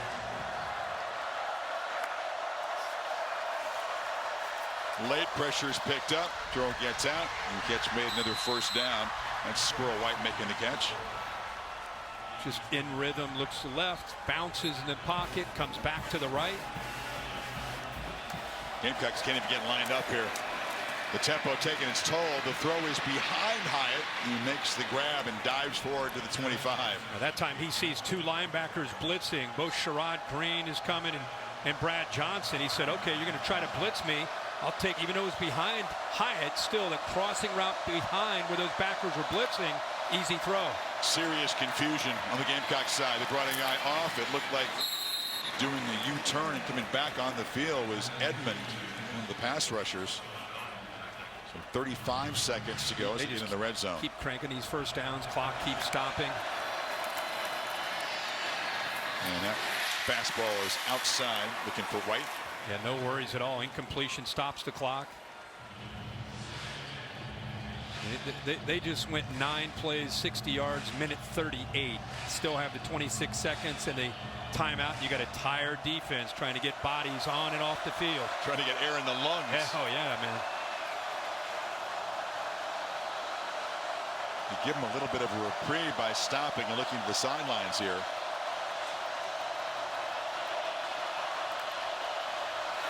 Hooker, slant. Hyatt makes the catch, tackled short of the marker by Smith. Tennessee has 1 timeout remaining, and Heupel will take it. Yep. So 18 seconds. They'll be out of timeouts now. 3rd and 2. Gamecocks are able to keep him out of the end zone earlier in this quarter in a red zone trip. Again, no panic at all when this team can score as quick as they can. They're not out of this game, but down 18. This is interesting. I'm sure Josh Heupel's message was, don't worry about what we're down. Let's get a touchdown right here. We're going to get the ball to start the second half, and it's a brand new ball game. I mean, that's how you got to believe. And if you're Tennessee, I just don't think, because there's so much evidence this year of their offense being the answer. Now, the thing is, if you're South Carolina, how often have we seen this Tennessee team challenged on the road?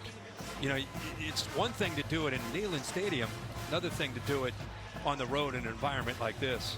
We talked a lot about the Tennessee defense being underrated. We saw them just suffocate Kentucky a couple weeks ago at Neyland Stadium. They have not had an outing like this. I don't care if it's Bryce Young in Alabama, certainly not down in Athens. They have been baffled tonight, but what the Gamecocks have rolled out here, and Rattler is on fire. And of everything you thought you would see tonight, maybe the whole day, did you think South Carolina 5 possessions, 5 touchdowns? No, sir. That's like the last thing. So 3rd and 2, no timeouts. Clock will stop if they make a first down without scoring. There's Hyatt in the slot. He's got a cushion. And Hooker looked that way, didn't throw it, batted up in the air, deflected, and caught for a touchdown off the carom. So Tennessee, McCoy, after the ball was batted up into the air, says thank you very much. Green got a hand on it. Yeah, Sherrod Green is going to see this one in his sleeve. That's potentially not just a tip ball. He looked like he might have a chance to come up with an interception.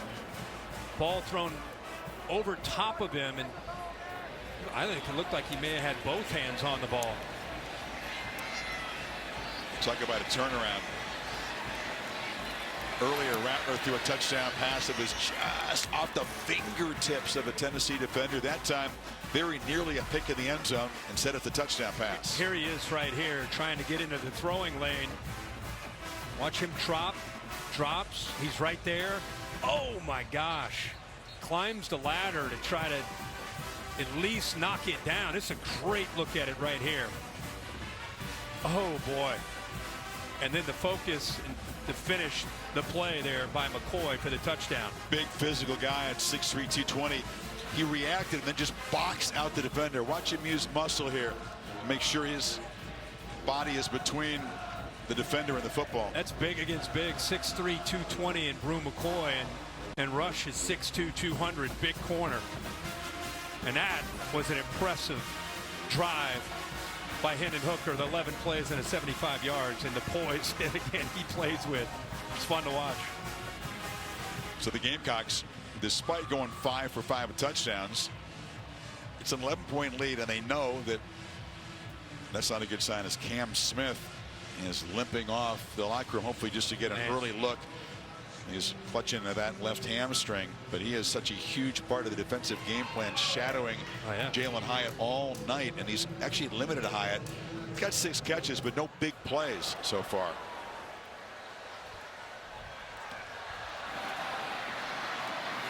This doesn't really count as a possession. Van, who's caught a couple of touchdowns, is shoved out of bounds, and 6 seconds before half.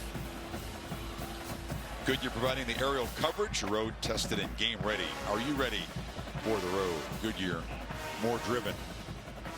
Life on the road in this conference is just about a challenge every time out. Tennessee did go down to Baton Rouge and hammer LSU, but they got unraveled. It was unsettled, is a couple words that Heupel used to describe what happened between the hedges. And never really for the first time since then. Never really found their rhythm. They'll admit, listen, that crowd impacted us. We were finally the hunted, you know, instead of the hunter, and it took a toll on us. They tipped their cap to Georgia. They're obvious, their players and their coaches, and really just in awe of that atmosphere that day. Yeah, 8 pre-snap penalties, and they gave up 8 sacks to the Bulldogs. Yeah. In fact, their whole theme from that game was, let's go to Columbia and show how we can take care of a tough environment. Well, the offense has put up 24 points, but the Gamecocks have rolled up 355 total offense. To Holly with Shane Beamer. Well, Coach, you've had so much creativity on your play calling to move the football. How has it paid off for you in the first half? It's certainly paying dividends right now. Our whole mindset coming into this game was attack. in everything that we're doing. Offensive calls, special teams, what we're calling on defense. I mean, you're not going to sit back and beat this team, so we wanted to attack. You know they can score points quickly. What will you caution your team and locker room at halftime in the second half? We got a long way to go. I mean, their game last week against Missouri was a 4-point game in the third quarter, and they won by 40-plus points. So we got a lot of football left, but we got a good football team. Like, we expected this, Holly, and I know everybody thought, how are we going to keep it close and all that stuff, but we're a good football team that played like crap last week, and we got a long ways to go. We got to just win our one-on-ones. I mean, we're leaving our guys, we're getting one-on-one opportunities on defense with pass rush, pass coverage. We got to win. Thank you, Coach. Thank you. He's like a relentlessly positive guy, but Shane, a little salty there. A little salty. Up 11 at halftime. Mercedes-Benz halftime report is coming up. Matt Berry, Joseph Galloway, and Coach Dan Mullen. Scott Galloway. Set for the second half in a sold-out Williams-Brice. ESPN College Football Primetime presented by Subway. This presentation of the SEC on ESPN. We know the Vols can score anytime they get the ball to start this third quarter, Kirk, but the Tennessee defense against a very aggressive play-calling scheme by the Gamecocks and a hot quarterback in Rattler. I think they got to go back to what they do best, which is stemming and moving, trying to get off slip some blocks, get into the backfield, disrupt the timing of Rattler, because, man, that's the best half of football he's played since 2020. The lead was 18. The late touchdown sliced it to 11, and we'll see if Hooker can go to work and make it a 4-point game. But our fighting spirit moment tonight. Yeah, it's been a little bit of everything. He's displayed the anticipation, getting the ball out early, great patience, and making the right reads. And he's just been in his zone. Look at this, working through his progressions from the right all the way back to the left, which led to a touchdown there. And then the ability to just put the ball up in the air, allow his receivers that have been able to get some good separation from the Tennessee defenders, put it up in the air, let the receiver adjust to the ball. Good news is Cam Smith, number 9 there, you see he's across from Jalen Hyatt. He limped off the end of the half, but he is back and on the field right now. Hooker's looking to the right side, and that time he finds Jacob Warren, the tight end. And Tennessee's going to really, you know, the one message Josh Heupel and Alex Golish had was, hey, we're going to go fast. We're not going to do a lot of motions. Let's be the aggressor on this opening drive. Pretty good job of being the aggressor in this offense all season long. Really with one exception. Small cuts back. He's wrestled down about 2 yards short of the marker. And when I say that, I mean the new wrinkle they've done this year is there's more, not just 2x2 and going fast. There's pre-snap movement, motions, and when they get in this mode, they're not going to do that. And they move the 6th and 3rd down. You saw the graphic there. That's a total reversal. Rarely do you see Hooker struggle to connect on those downfield shots. Just one so far tonight beyond 10 yards. Tennessee's struggled to be able to match up with these corners. There's a downfield shot, and once again Tillman trying to fight back to the ball. Good coverage from Dial, so another empty shot downfield. And that one, Hendon Hooker looked like he may have taken one too many hitches. He's on the inside. That's the matchup that you want. Really good tight coverage there with Dial. Again, Dial, Rush, and Smith. It's very rare to see one defense have 3 guys that you trust to be on islands against this Tennessee offensive speed, and they trust him. Option looks small, gets the pitch from Hooker and is knocked down. We asked Shane, what's the best thing about your team? What can you count on? Shot back right away with the corners. Yeah, the corners. You know, I brought that up in the first half. I mean, that says a lot, you know, for a team that's beat up on the offensive side with injuries. And you don't hear that when you're going up against Tennessee. Hey, we love what we can do on the perimeter. I'll slow the tempo down here, trying to convert this 3rd and 6. The Small is out for this 3rd down. Balls are 4 for 8 so far. Gamecocks showing some pressure, and they bring it. Hooker has time, though, and delivers in traffic, and it's broken up beautifully there. That's one of the young guys, Peyton Williams, pressed into duty because Emawori is out for targeting. And they brought Green on this 3rd down, and you know, he's got exactly the matchup that he wants. And look at this move by Warren here. Pulls away right there. Now put the ball in front. It's rare to see Hooker miss like that with open targets this season, but he's missed a few. That was a big one on third down. Didn't expect to see this many Tennessee punts. The Gamecocks have blocked 5 punts this year. They always think they can find a weakness in a team's punt protection. That was the first time they really kind of came after it. Didn't get that close, though. Holly? Well, guys, Tennessee coach Josh Heupel is not too overly dramatic at the half. He said, you know, we didn't play well. We know that our team can play a lot better than we did in the first half. We're a team that's committed to playing 60 minutes, so not a lot of upset and urgency, but just calm, matter-of-fact, have to improve. He said we handled a lot in the first half. Their offense had a little bit of everything, wildcat, power, so many different things, but it was the one-on-one matchups on the outside they've got to tighten up and do better. Also, Brandon Turnage will not return with a left ankle injury. Rattler has been throwing on first down a lot, Kirk. This is a handoff, and Bell's going to be tracked down by Byron Young, but 8 times they threw on first down in that first half. Completed 6. 2 of them were touchdowns. Absolutely. It kind of represents what Shane Beamer said to Holly walking off the field. Hey, we're going to be aggressive. We came here to win. We're going to be aggressive, and that's exactly how they were in that first half. And it's an illustration of what you're talking about with their first down play action passes, and it's smart. You don't have a great running game. You got to throw those wrinkles, and that's what they've done the entire game. They are behind the 6, though, after that loss. 2nd and 14. Rattler surveys, flips it underneath. Catch made by Stockner. Of course, we're teammates in Norman.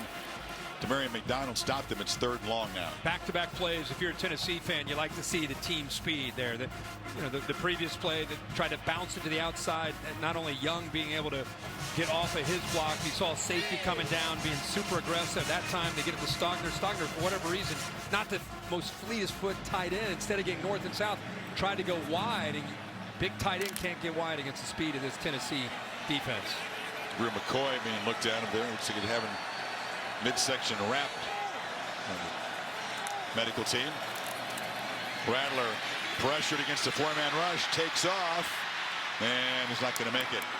Tackled by McDonald at the 29, and it's 4th down. Here comes the first punt of the night. Yeah. How about McDonald here? Watch his head on his swivel, but at the same time, on 3rd down with an athletic quarterback, he looks to the right, sees the trips. He's aware of a crosser, but doesn't come. So good job of being aware of the threat of Rattler taking off and trying to get to the sticks. Good speed there in the open field. Now, you don't think Shane Beamer would fake this, right? Kai Kroger has completed 3 passes this year. For his career, he's 5 for 5 as a passer with 2 touchdowns. The way his defense is playing, the lefty just sends it away and drives Williams back, and he goes forward for a short return to the 25. So 2 stops for the defenses to start the 3rd quarter. 55 yards on that boot.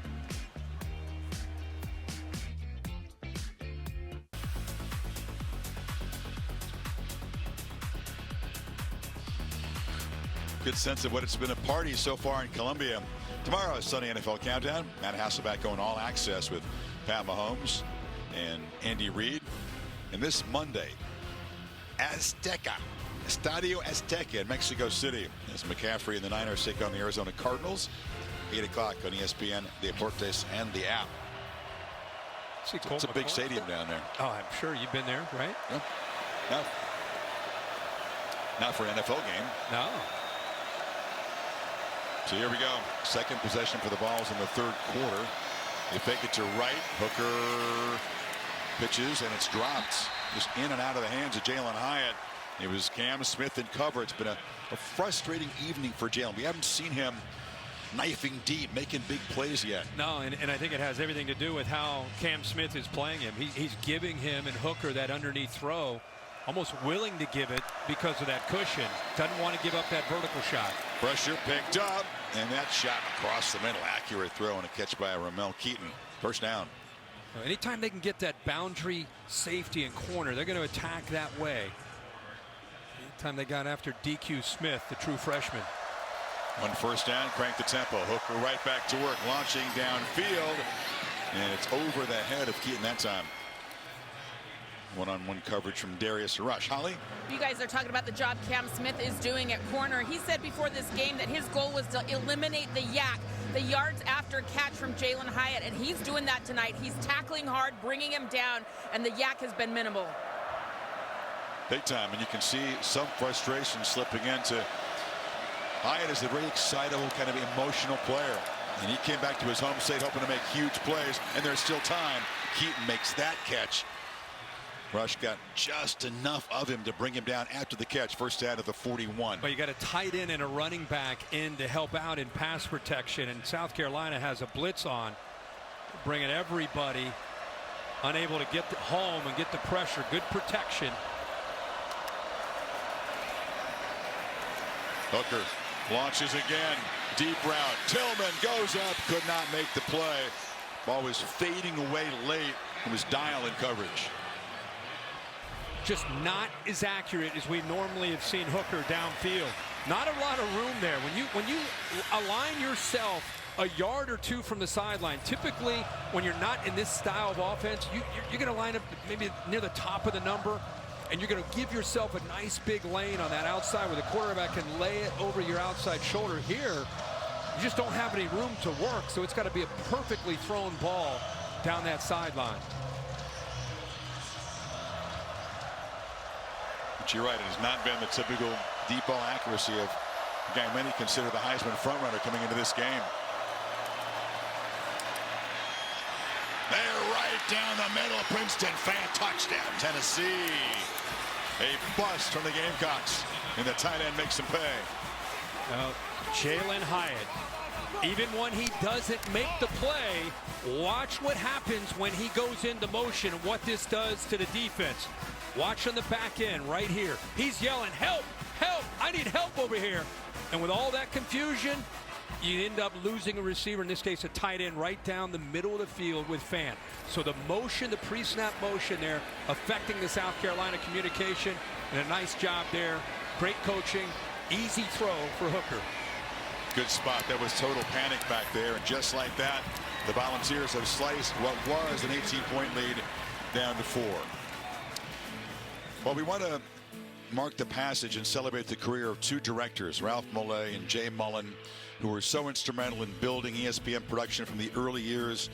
Both men were talented, multiple Emmy Award-winning directors covering college football, the NHL, tennis, track, and more. We honor the careers and the lives of Ralph Mollet and Jay Mullen.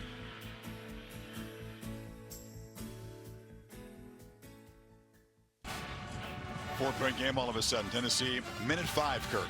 All 6 of the plays in the drive were completed passes. That was the first big pass play they had on that fancy 41-yarder. Minute 5, first touchdown of the night. Minute 3. And that's what Tennessee fans are used to seeing this year. Now Shane Beamer knew it. There's the short kickoff, which is going to bounce out of bounds. They'll begin from the 35. You had your pick of all-state mayhem moments. Here's Curtis Wilson with the bus here. A lot going on today. I didn't know where to go, but we ended up going to TCU and Baylor. Look at this. They're out of timeouts. 8, 7. The kicker's late. 5, 4. Griffin Kell, 11-12, makes it as time expires. And number 4, TCU survives Waco in a scare by Baylor. You've seen that hundreds of times, right? Those practices Thursday, Friday. Oh, yeah. The last thing they do after everything, run out, is practice the fire drill field goal. Yep. That was perfect execution to keep a perfect season alive, though. What poise there. I mean, they were on the ropes the entire game. Look at that. Iowa State, final regular season game. Gamecocks here, a little urgency now. There's a first down throw to Bell, and he's going to slam forward for a nice gain. He knocked out Nico Slaughter on the way to about a 9-yard gain. This day just feels like a survive and advance kind of day for, just seems like every team that was a higher ranked team playing a lower ranked, or in some cases unranked teams, especially when they're on the road. And we're seeing another example of that tonight with Tennessee. In the Rose Bowl, UCLA is beating a top 10 ranked USC team, although there's a lot of football to be played there. Austin Jones just went into the end zone, so 21-17.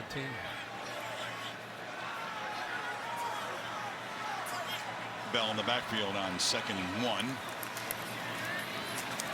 And he slams forward, spins near midfield for a first down. Haven't seen a lot of this. You know, we've been seeing the razzle dazzle. We've been seeing the receiver Joyner lined up in a wildcat, but this is what they want to be. If they had Marshawn Lloyd and Christian Beal-Smith, this is the plan that they would want to build around. Let's try to win the line of scrimmage, and see a lineman goes down there. Try to win the line of scrimmage and set up play action. Eric Douglas went down. He got up, got to the huddle, and looks like he's grabbing his. In fact, he got rolled up iPad.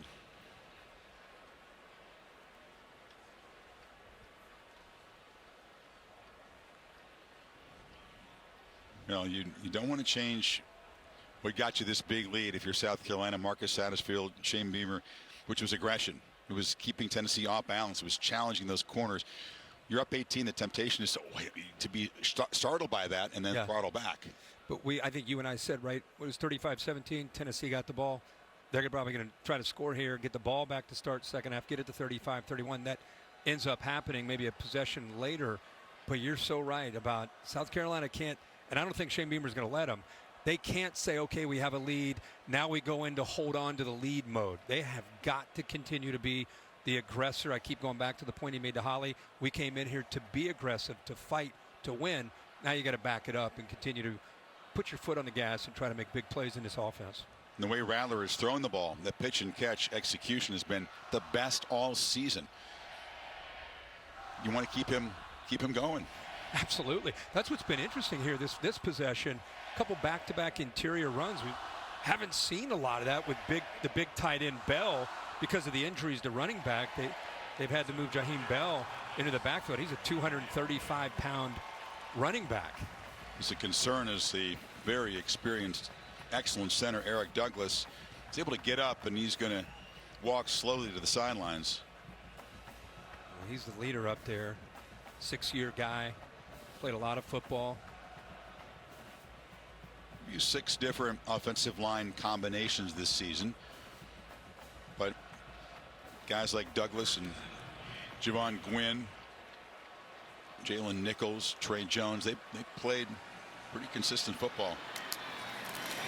Rattler, there's a first down throw, easy catch.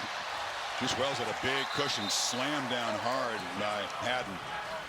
It's a first down. Yeah, nice big cushion, easy throw that there for Rattler. Rattler reminds me of a guy that when everything is expected of him, it's a different mindset for him. And this year, I think he struggled early in the year where everybody wanted him to be the savior, and he threw a ton of picks early, trying to force to live up to that hype. And at this point in the season, it's almost like, yeah, Rattler, I don't know about him. And now he comes into this game against Tennessee off of a horrible performance last week against Florida. And it's like, oh, they have no chance. And now he's out to say, oh, really?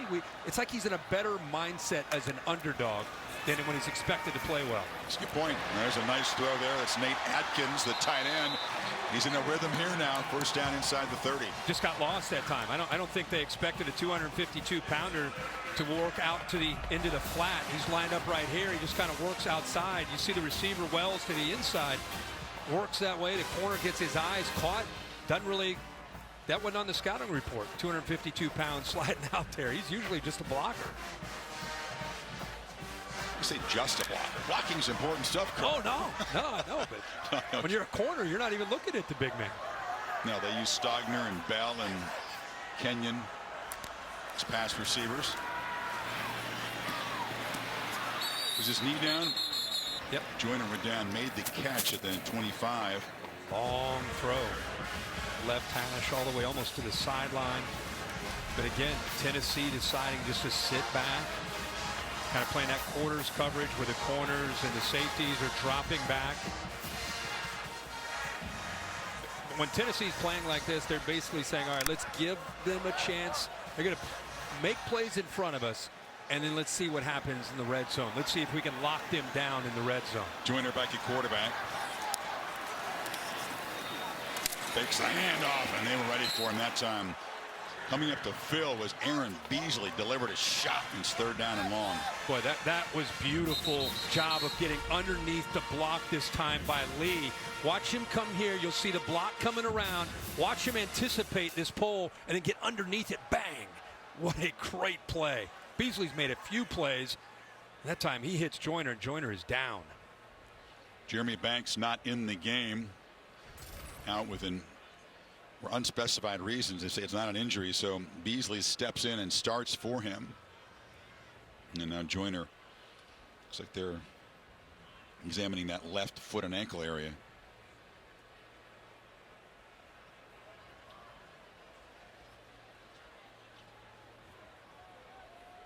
This offense at this point, without Lloyd, needs him healthy. You've seen what a role he's played tonight. Threw a big pass back to Rattler, which set up a touchdown. 11 different Gamecocks have caught passes from Rattler tonight, really spreading it around. Hooker comes to North Carolina. He was the number 22 dual threat quarterback the year that Rattler out of Arizona was given that #1 ranking. Virginia Tech and Oklahoma. Only lost 2 games as a starter in Norman, did Rattler. But Hooker has had a magical season so far. I think how he handled last year, breaking camp, not starting. Joe Milton ends up winning the job. Milton goes down with an injury. He steps in. But during that process, he never really became selfish, never really got frustrated. He was one of the great leaders, and I think that really set the stage for him, that when he got his opportunity, he was able to capitalize and hadn't looked back since last year. So 3rd and 6. Joyner, of course, out of the game. The look back near side catch made. And that is Wells muscling for a first down in the red zone. Again, sinking in coverage. Hayden that time just dropping back. And watch him right here. 3rd down. He's tight, and then he bails. And it's with that quick release by Rattler. Very easy for him on the near side to just make that throw. He trusts his receiver, Wells, not just to make the catch. He needed a couple yards after that catch and easily gets it. Been really efficient in the red zone so far tonight. Another important sequence as they try to stretch the lead here. Stop Tennessee's momentum. Bell busting loose. Big fella. Dragging tacklers. And they push the pile down near the 3-yard line. That's what you expect from Jaheim Bell as a runner. Boy, that is a great look at the right side. Be able to shut down that defensive line. It opens it up for the Polars. I mean, that is perfect execution to get Bell running downhill at 235 pounds. The right side collapses Tennessee. Their defensive line and made it very easy for the tight end and left guard to pull around. You say he's pretty natural as a runner. Again, he played mostly a linebacker in high school. Oh, he looks good. Tight really end good. Yeah. 3 tight ends in the game. If you count Bell, 1st and goal. Play clock at 2. Got to hurry. They just get the playoff. And this is Wells on the end around. Dances in. Touchdown. Gamecocks stretch the lead.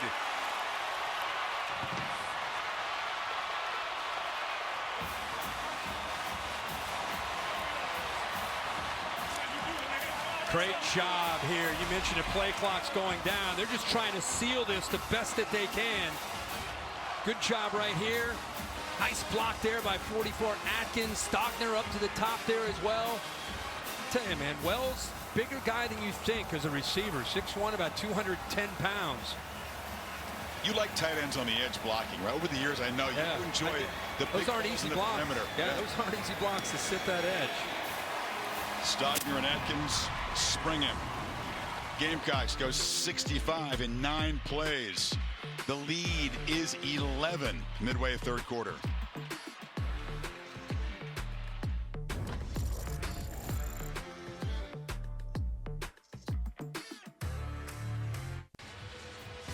A big Thanksgiving weekend of college football. Of course, the day after Thanksgiving on Friday in primetime on ESPN. Gators and the Seminoles, an ancient rivalry. We're going to be out on the West Coast in the Coliseum. Notre Dame will bring a lot of momentum into their collision with the men of Troy. Notre Dame clobbering BC. Trojans battling the Bruins right now in the Rose Bowl, back and forth. We'll keep you posted there. Look forward to getting out to LA. 42 points, by the way, the most the Gamecocks have ever scored against a top 5 opponent in the program's history. Jeez. 6 touchdowns and 1 punt. It's incredible. Place is going wild right now.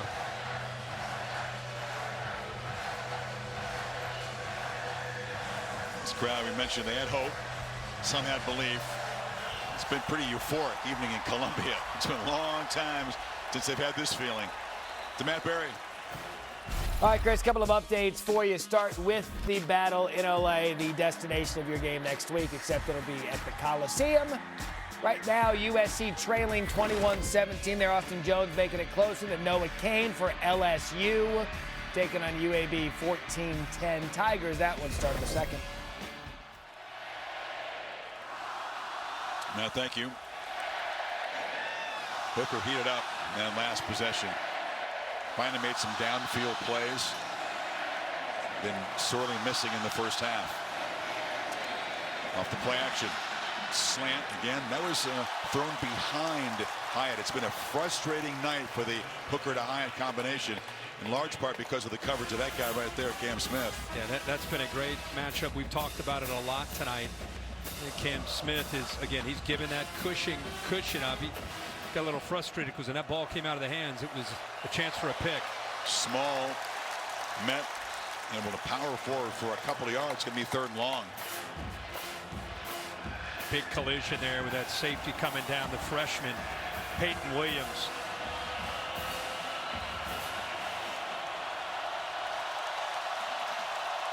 Hooker, incomplete. That flag finally comes out. It was Cam Smith covering Hyatt. It wasn't a flag right away. Hyatt couldn't believe it. Hyatt wasn't even looking for the football. He never really looked for the ball, but he definitely got hit. Pass interference on the defense. Number 9. The ball will be placed at the spot of the foul. Automatic first down. Jalen Hyatt is running kind of a skinny post. Watch his eyes. He looks initially, then he makes another move. The ball's in the air. Bill LeMonnier, what do you think about the PI call there? Well, he doesn't have to be looking for the ball. He got taken off his route, and it was early contact. Good call for DPI. Yeah, just talking more of the relationship there with Hooker and Hyatt. There's a first down run by Wright. Slips out of a tackle, just kind of steps through the clutches of Williams. Picks up about 6, 7. They go back to their bread and butter, trying to win at the line of scrimmage, trusting that offensive line in this running game. Near side, catch made by Squirrel White, met immediately by Smith, and another flag comes out where the tackle was made. Smith can't believe it. Personal foul, face mask, grasping a helmet opening. 15-yard penalty will be added to the end of the run. First down. The second penalty in the sequence of plays by Smith. Grab the back of the helmet.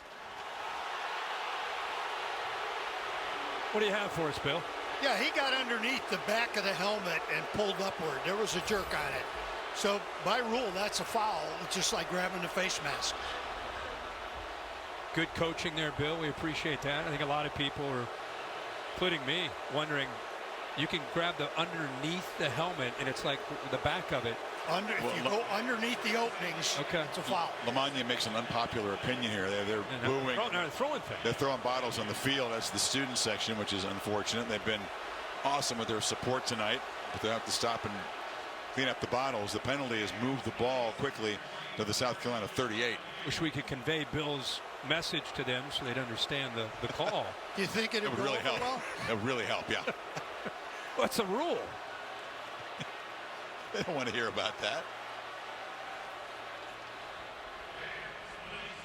Bill, at what point, if that keeps happening, do you throw a flag on that 15 yards? You're going to give them an opportunity for game management to handle the situation, and then if it continued was out of control, then you could do something about that. I don't think Shane knows the rule there based on that response. He may feel that it wasn't enough of a grab for long enough. He's a little biased. Bottom line is that Tennessee's got a march going here. It's been helped by a couple of penalties, and they haven't spent much time.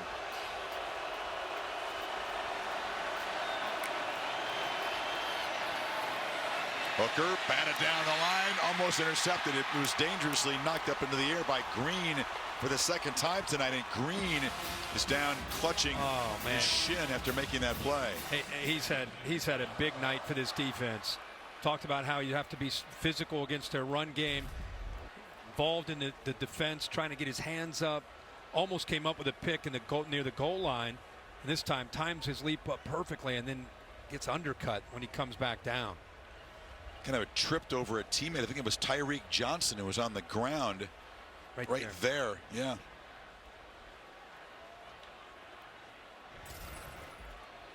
But Johnson, that middle linebacker, that fifth-year senior, second leading tackler in the defense. Remember, the leading tackler on this defense, Nick Emenyor, the true freshman, was disqualified for targeting in the first half.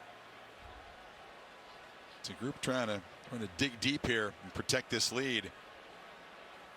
They need number 44 on the field. Yeah, Cam Smith involved in some pretty animated conversations down there.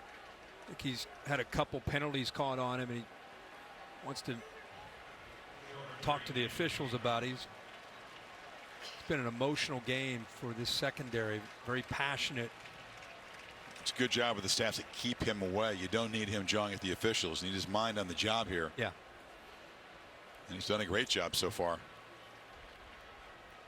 You know, Jalen Hyatt, yeah, he's got 6 catches, but targeted 11 times.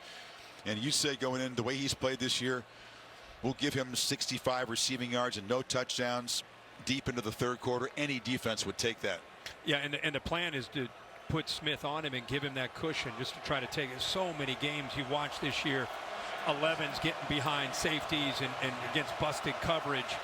And tonight they matched him up man to man. So Kirk, another true freshman's in the game. Subbing in for Green is Stone Blanton. Yet another true freshman pressing the duty.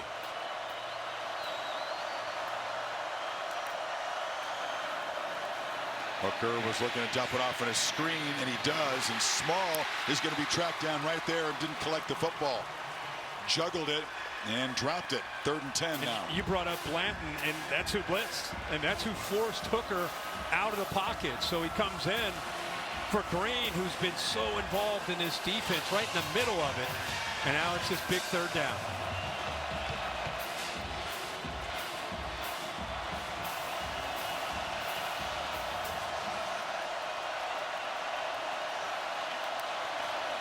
Here comes pressure. Ball gets out quickly on the slant, and it's Tillman. He's short of the marker. Flag comes in at the tackle by Dial. And Tillman stays down. We'll check the marker, but as it stands now, it's 4th and 2. It's one of those. Pass interference on the offense, number 87. 15-yard penalty from the previous spot. Replay, 3rd down. They got big Jacob Orr in the tight end for, I guess, setting a pick out there.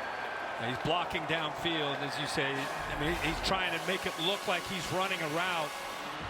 You know, as a receiver, you get out there on the edge. You're just trying to give the official the look like you're not being so obvious. Bill, what do you think of that acting job there? Yeah, he actually did as kind of a stop and stutter step, leaning the shoulder towards him. Yeah.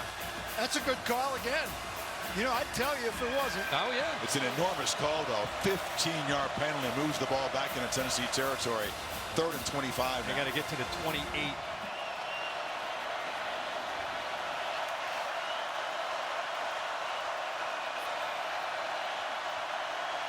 On their feet. Everybody.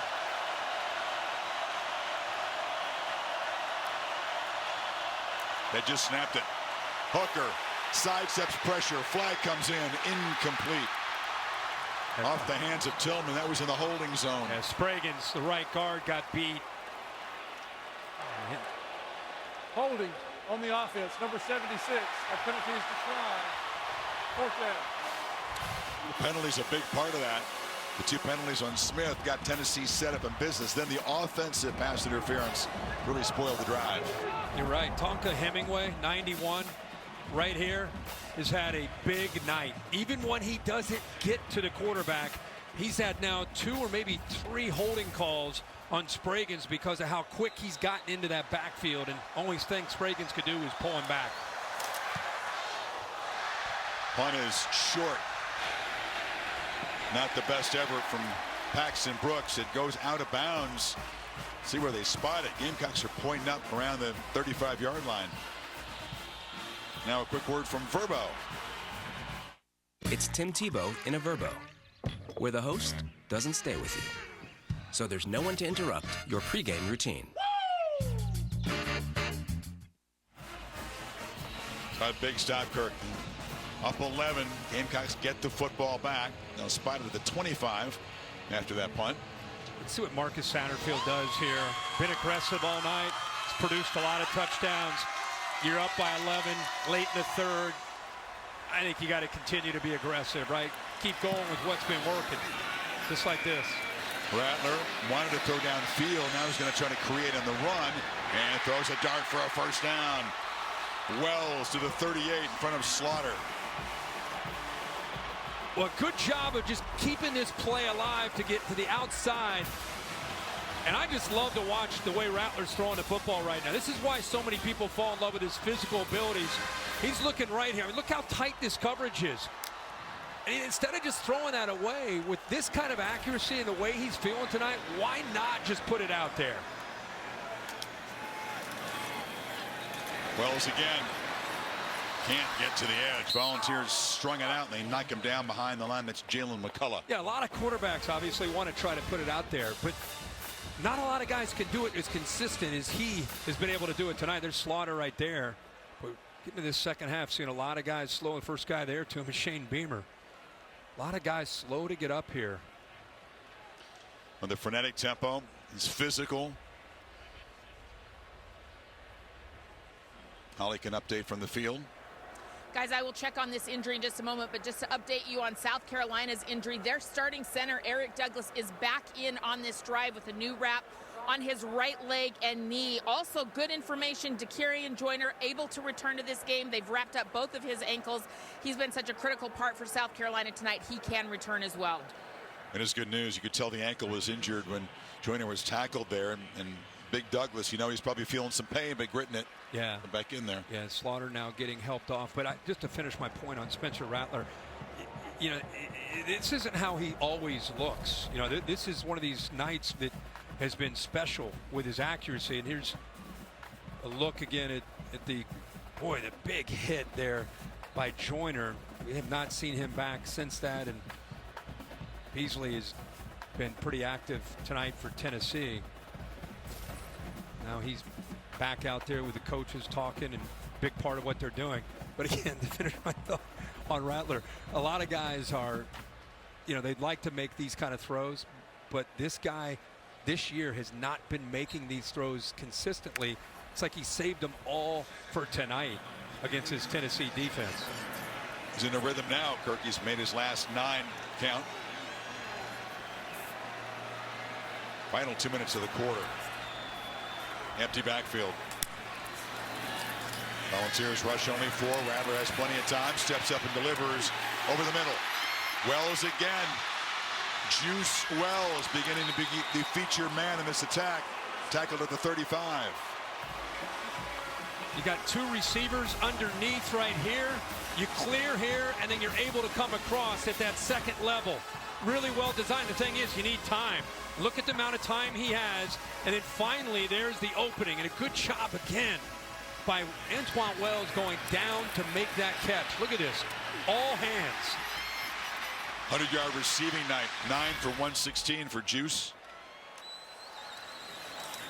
Rattler straight back again. That time they bring the heat and they knock him down. That is the first sack for this Volunteers defense, and it was Aaron Beasley getting home. I think Beasley was on a delayed blitz there. He saw that Bell was in to help out with pass protection. See, Bell's kind of looking. He goes to the outside, and Beasley feels that. Comes on that delayed blitz. He came in. Once you come to the interior into the face of the quarterback, very tough for him to react. There's nothing Rattler could do there. Pass pro has been an issue at times with this Gamecock offensive line. It was the first time and let the Volunteers knock Rattler down. So 2nd and 20. Pressured again. Escapes and just throws it away. Pass rush beginning to impose itself finally now. Yeah, they're finally starting to get a good push. That was Bumpus on a twist. Byron Young, too, was in there. Yeah, Byron Young's able to try to keep contained to the outside, but big Bumpus, 300-pounder twist game affects the communication with Eric Douglas, the center. He got caught up. Forced Rattler out of the pocket.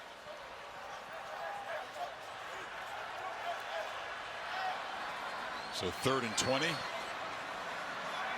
Gamecocks really efficient on 3rd down tonight. Not been the case all year, but they're 5 for 8. It's a big ask here.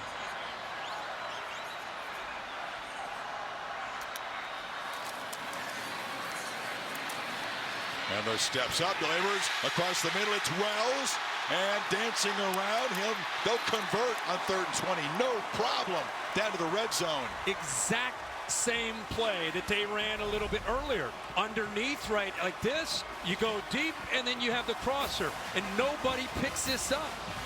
This is 3rd and forever. Time, there he is again. Nobody's able to pick him up. Nice throwing lane. Beasley, the other linebacker's not sinking because of the underneath routes.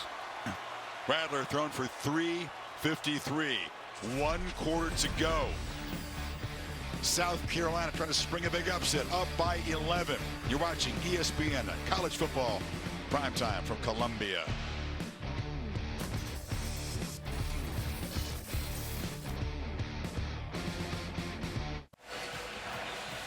This party's just building in Columbia.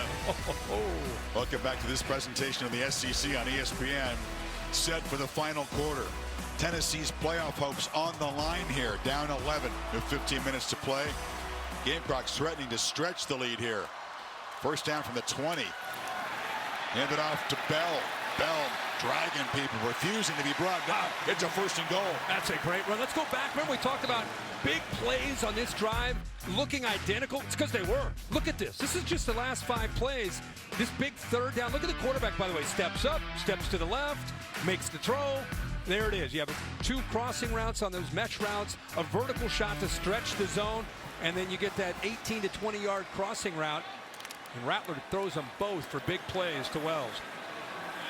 Joyner back in the game at quarterback here in this 1st and goal situation. That's Rattler who came in motion. Quarterback was set up far to the right, and they had a false start after the attempted trickery. 5 for 5 touchdowns in the red zone tonight. Number 71 on the offense. 5-yard penalty. Still 1st down. All coaches understand the importance of situational football. Gamecocks have not been very strong on 3rd down to the red zone this year, but Shane knew they needed to break some tendencies, and they have been outstanding in both areas in this game. Yeah, and the 2 things that they've done is get Joyner back there in that wildcat where he's a threat to run or throw. And then also they've gotten the big man Bell running downhill with some great blocking up front. Not to mention, of course, what Rattler can do, and they got him back there now.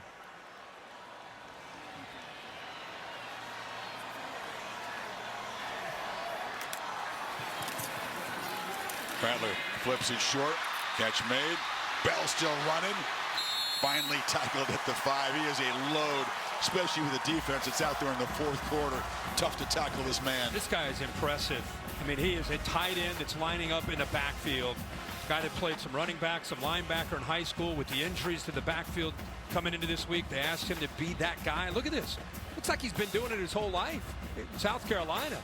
Very comfortable coming out of the backfield, and you'd see tough to bring down, not just with his power, but some speed out there. Just shoved Charles to the ground there. Good luck. His best Derrick Henry impersonation. Corner out there trying to make a play on the big man. 2nd and goal. Ball all the way back to the 5-yard line now.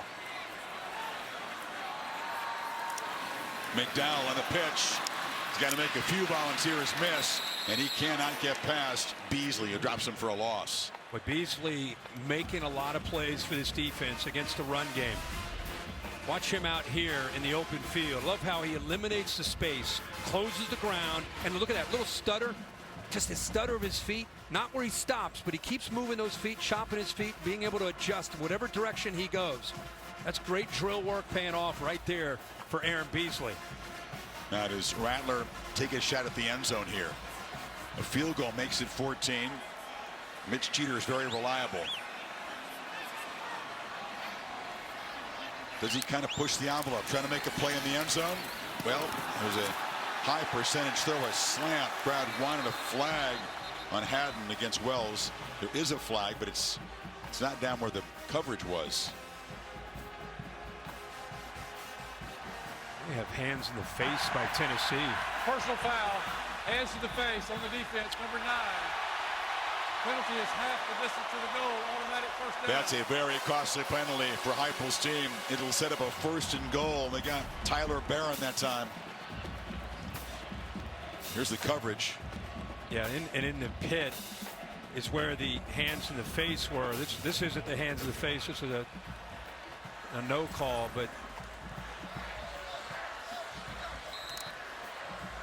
it's Joyner, at quarterback here on this 1st and goal. He can throw it. He's been featured mostly as a runner tonight. Here he hands off to Bell, who was smothered for very little.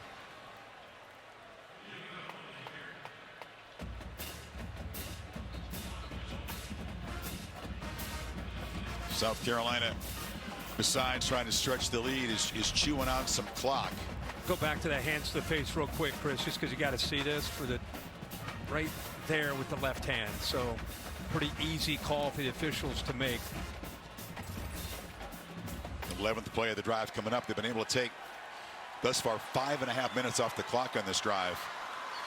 Don't discount the importance of that. So big. Rattler, end zone, incomplete. He fired a high pass to Van, and now a flag comes out on Haddon.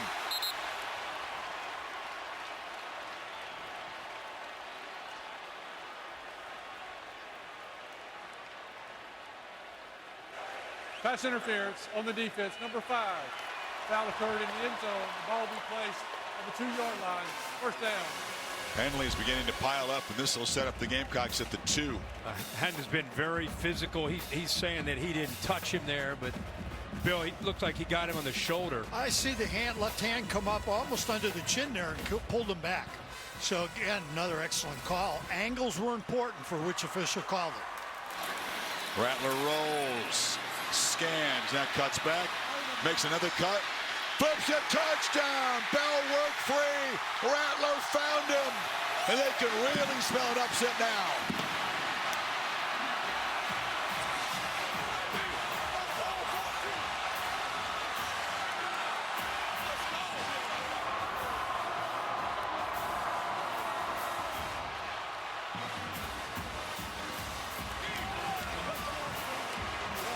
In your wildest dreams, Gamecock fans, you never thought you'd see your offense play like this tonight.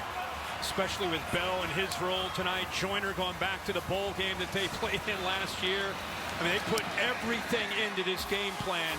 And the most important aspect is Spencer Rattler, 25 of 31. That capped off an 11-play, 75-yard drive, and how fitting for this. No lineman, by the way, downfield. He would not give up on this play until he came up with a touchdown. What a night for the QB. They were embarrassed in Gainesville. They are roaring tonight in Columbia.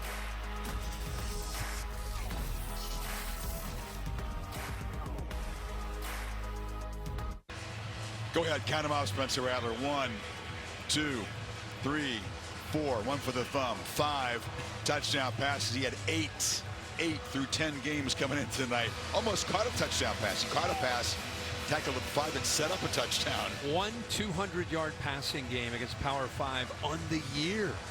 He's been a major disappointment in his transfer from Oklahoma. Pressed, threw interceptions, got very cautious after that, and has put it all together tonight on this stage. He sure has.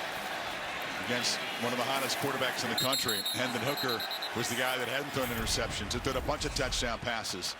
Chick-fil-A playoff rankings here, very nearly a monumental day, but Michigan and TCU escaped.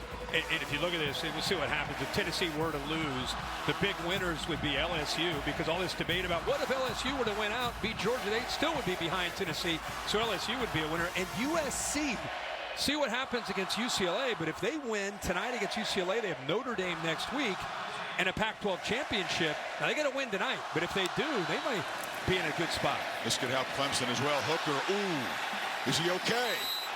He went to the turf.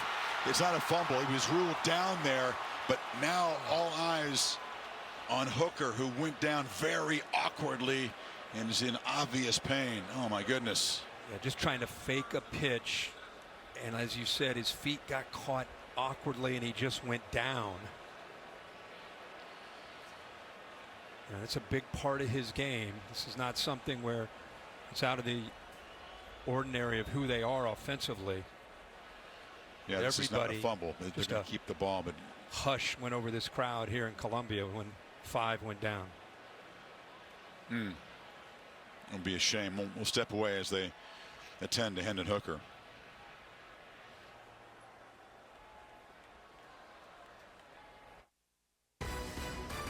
ESPN College Football Primetime is presented by Subway. Try the all-new Subway Series menu. Your pick of 12 irresistible subs. 2 problems for Tennessee. Number 1, Hendon Hooker limped off after they examined his knee. The other problem is that while he was being tackled, in an apparent reaction to that pain, Hooker dropped the football and appeared to fumble it before he hit the ground. Now, initially was ruled no fumble, but the Gamecocks immediately recovered. You saw Birch running it in. They've reviewed it in that timeout. After further review, the runner fumbled prior to his knee being down. The ball was picked up by South Carolina at the 17-yard line. It will be first down at the 17 for South Carolina. Now, Birch would have loved to have the touchdown. That's taken away because of the way it was reviewed. Here's another look. Watch the knees, see if he's down. He's still up. He's still up. He's still up. And then the ball is out. His shin would mark him down, but his shin did not hit before the ball came out. Birch scooped it up. It would have been a scoop and score to just about put away this game. Hooker's being looked at in the tent because there was a whistle and it was ruled a no fumble. They place the ball at the 17 here.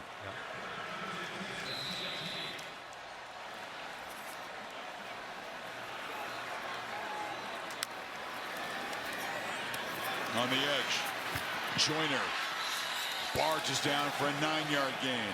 Holly. Hendon Hooker was able to walk off the field. He was putting weight on that left leg as he very carefully walked into the injury tent. His head was down. Teammates were hugging him. I'll give you more as soon as I know it, but he was able to put weight on that left leg. Thank you, Holly. We certainly hope he's okay. Tennessee, meanwhile, in danger of going down 25 with about 11 minutes to play in this game. If they can't keep the Gamecocks out of the end zone here. A field goal makes it a 3-score game.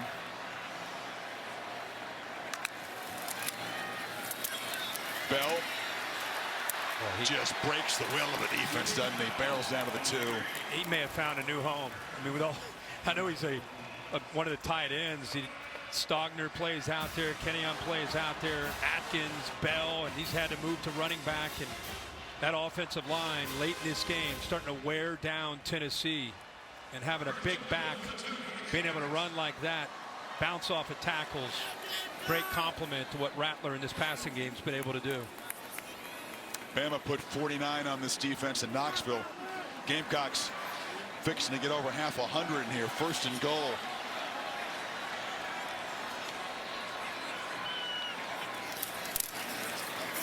Leggett on the end around. They were ready for him, and Haddon drags him down for a short loss. Really good team pursuit there. Haddon's able to set the edge. Got a lot of white jerseys. Watch 5. Get to the outside. Now you got the inside pursuit right there. Really good job. Trevion Flowers as well. Tennessee trying to show some pride here. Backed up. It's a big sequence of plays here. South Carolina looking for that knockout punch, and Tennessee trying to keep their hopes alive. Joyner back in the game to operate at quarterback.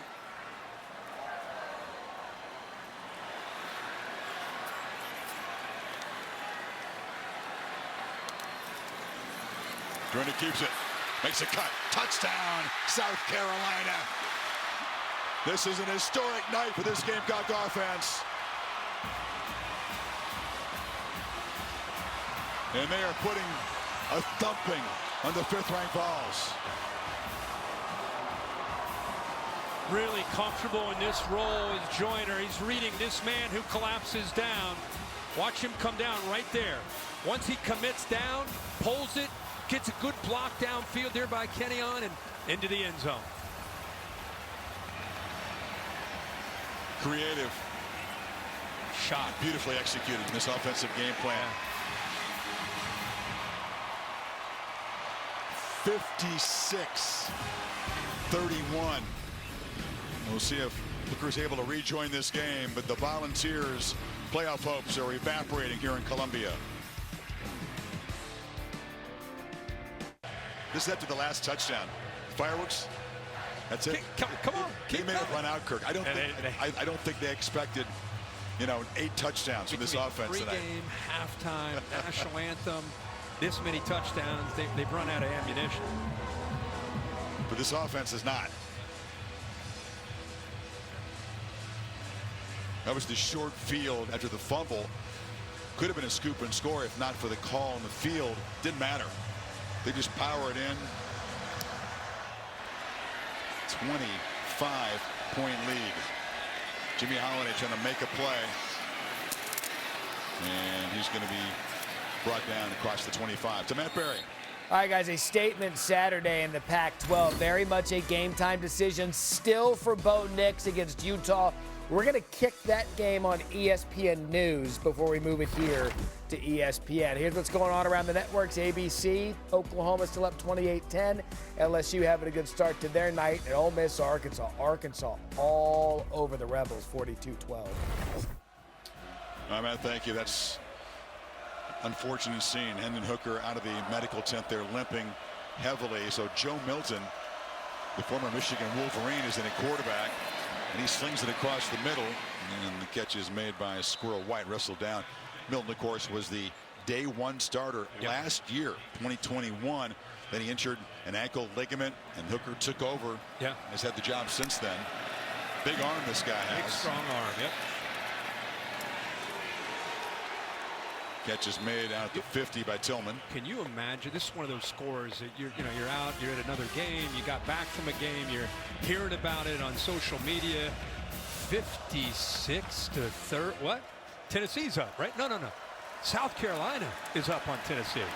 If you see it on your app, you go, no, this is a glitch. Reset this thing. Turn the phone on, turn it back. I mean, it's been a wild day, but they're not losing. Well, there's Hendon Hooker. Very noticeable limp there. Everybody in college football, not just Tennessee fans, hoping that he's okay. Boy, he's been an incredible story to watch this year. 3rd and 3 for Milton. And there's got to be a flag down there. He began to back up before the snap came in. He heaves it down to the end zone. Jump ball. And it's incomplete. There was a flag on the play.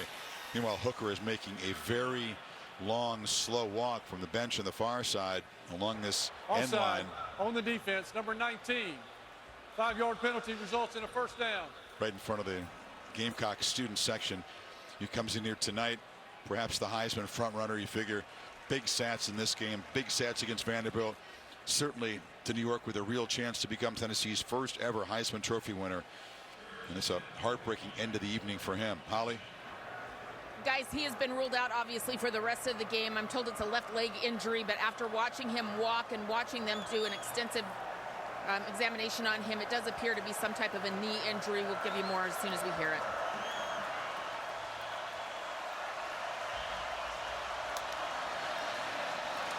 Milton's an excellent runner, too. A powerful guy.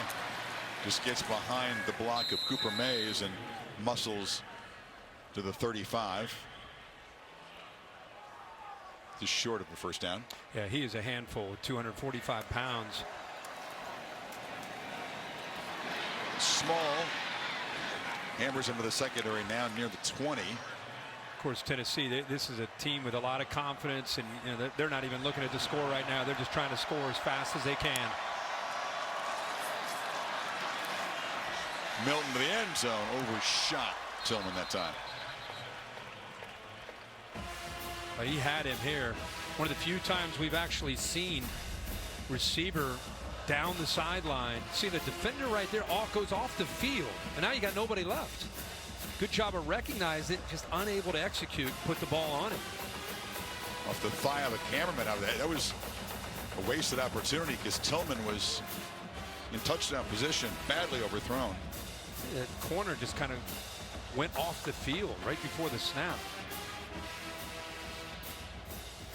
Very little duty for Milton this year. Only attempted 25 passes. Played in 6 different games, but in mop-up duty.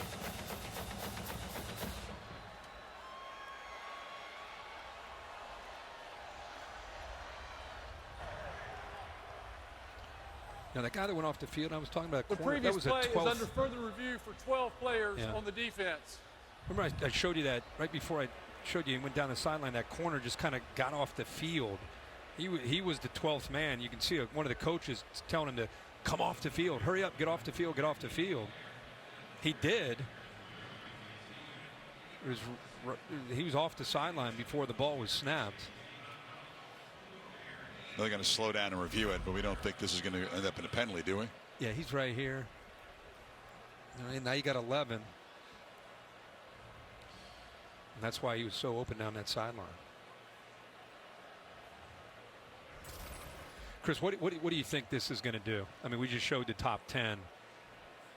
Who were the big winners, you think? I know Bear, he's all over this down there. We talked about LSU now. They no longer have to, if they were to win out. I mean, by the way, beating Georgia, pretty tough ask, but if they did, it's no longer a debate between Tennessee and LSU. So LSU's a big winner. USC just took the lead on UCLA. If they are somehow able to beat UCLA, beat Notre Dame, win the Pac-12, they have a real strong chance now. Bear. There is no foul for illegal substitution. The 12th player was off the field prior to the ball being snapped. It will be second down. Talking about Tennessee team, though, Kirk, that had an amazing resume. You're talking about, beating Alabama, of course, hammering LSU in Baton Rouge, and in position as a heavy favorite in the last 2 games to not even have to play a conference championship game, to skip that step and be ready to kind of step into the 14 bracket. And this is a startling result. Still time to cut into this league. You never know, but they got to do it very quickly here. 2nd and 10. And you got to do it with a backup quarterback. Milton took a quick look and now just powers forward inside the 15, picked up 8. 3rd down. Yeah, and obviously South Carolina they just want to kind of put a shell to this defense, keep everything in front. They're going to give up yards, they're going to give up plays, and they just want to keep the ball in bounds. Willing to give up some yards, even some points, as long as that clock keeps moving. Sampson tackled near the marker. It's going to be 4th down, though. They stop him short, and they're playing quickly here. 4th and 1. Got to convert this, and they don't. Flying in there was Jordan Birch. Gamecocks defense rises up and gets closer to this big upset. They hurried that play. They did. That's kind of their MO, but there was an anticipation here by Birch. Watched him come down. They're expecting. They weren't fooled. Usually Tennessee tries to fool you. This time they have a guy for the quarterback and a guy for the back. Nothing that Tennessee could have done there.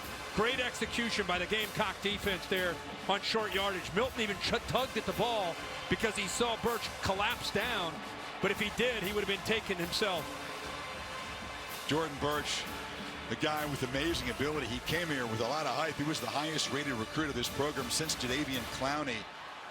Now it's his junior year, and he shows you all that talent. So now it's just Mr. Bell trying to power forward.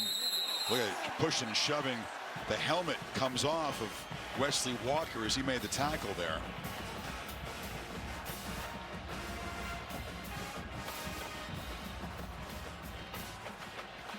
You never know in college football, do you?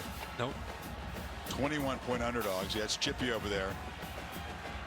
Haddon's been chirping. Haddon's been chirping all night. Down 25 in the 4th quarter.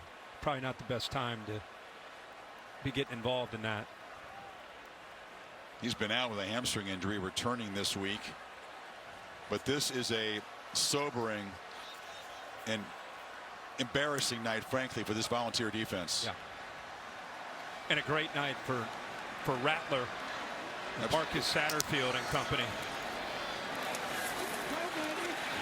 And Shane Beamer is trying to build a program here, and wins like this, you can already picture his post-game interview with Holly. His kids are going to be with him. It's going to be emotional. But this is a landmark win for Shane Beamer and for the Gamecocks from a recruiting standpoint. You can imagine all the recruits that are here. They got Clemson coming up next week on the road in Death Valley. He's trying to create some momentum here, and he's doing it. And a win like this justifies the vision that he has for this program. And there's Frank Beamer, of course, the legendary coach that you and I had a chance to visit with he and his entire family on the bus. They're heading down to give him a big hug. Rattler lofts it out of bounds. Yeah, Frank alternates between going to Virginia Tech games and going to Shane's games here. Your point's a great one. I mean, this is a program that always seems to be fighting uphill in the SEC East, whether it's Georgia, Florida, Tennessee, over the years. I was here, I think as you were in 2010 when they beat number 1 Alabama. Yeah. And that was Marcus Lattimore and Alshon Jeffrey, and they got a huge win. That still stands out, but there have not been many days like that or nights like this for South Carolina in recent decades. You know, and Steve Spurrier had them rolling, you know, years ago, but you think about the SEC East, and it wasn't what it is now. Kirby Smart wasn't in the SEC East. You know, Florida wasn't Florida back then, and this is tough sledding right now to be in the SEC East, to deal with Clemson within your state, North Carolina and Mac Brown. So, you know, this is a big win. It's not just you knock off number 5 Tennessee. It's you really help yourself for what you're trying to do here. They've had a pretty good record against top 5 opponents. Very few programs that had more top 5 wins in the last 15 years in South Carolina. Typically, it's been a highly ranked Georgia team. But this is a team that had a 4-game winning streak. They played Missouri at home. This offense you see it tonight, they scored 10 points and lost. That stalled the momentum. Then they beat Vanderbilt. Then their rout in Gainesville. Rattler on the run just slides down. They could not have come into this game with less momentum, which is what makes this performance tonight so impressive, so unexpected. And you know, there are different stages that you make as a program, and learning how to win when you're expected to win is a big step and a tough step.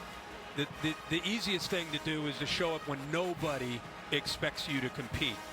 And I think the next step for Shane Beamer is to play the teams that you're even with or better and beat them, and not have the peaks and valleys emotionally the way they've shown. And I think that's the next step for the program. You think those folks are ready to charge over the hedge? Oh yeah, they're leaning on it.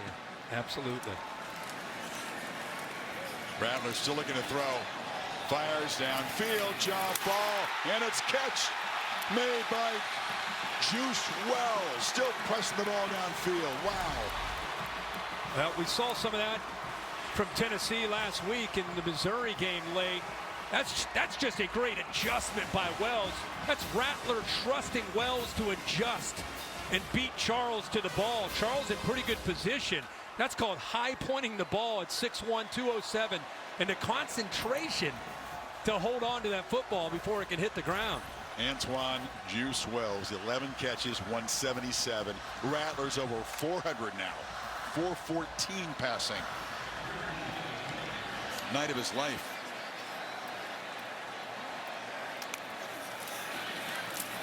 Bell on the delay. Down inside the 20. Holly? Just before this drive, Spencer Rattler came over to me on the sideline, caught my eye and said, we got to go out there and finish this right now. This is a young man that's been doubted so much this year, doubted so much last year. And for him to have this confidence in himself, he had a meeting with Shane Beamer 2 days ago. Shane said, after that performance at Florida, I just wanted to make sure we didn't let one bad performance define the kind of team that we are. He said Spencer was dialed in. He was focused. I had a great meeting with him. I loved what he had to say, and I've seen it tonight. Spencer Rattler is absolutely believing in himself, and the guys around him are feeding off of it right now. That's a great point. You cannot respond better than he has. He was frustrated with himself and with his teammates last week. Bell tackled, and he was not made available. We couldn't speak to Rattler. They wanted to sort of keep him away, let him cool down, let him focus on the game. Well, he's an emotional guy. I mean, we've even seen that tonight. That's part of his competitive spirit. But you know, we've talked a lot about him, talked a lot about Wells and Bell and Joyner. Want to continue to not just talk about Shane Beamer, but Marcus Satterfield, the offensive coordinator, who had his one arm tied behind his back with Lloyd and Beal Smith not playing, and he came up with a heck of a scheme. with the versatility and how different they attack tonight. Different from who they want to be, but really looked good tonight. The play was messed up from the start. One of the few moments of flawed execution tonight for the Gamecocks. Illegal snap, 71 on the offense. 5-yard penalty, still third down. The student section is moving toward the field. The top is emptying down. Yeah, I see that. They're packed in closely. You sense an SEC field rush here. I do, and they're going right towards them with the football. They want Clemson. That's going to be, all of a sudden, that becomes a heck of a game.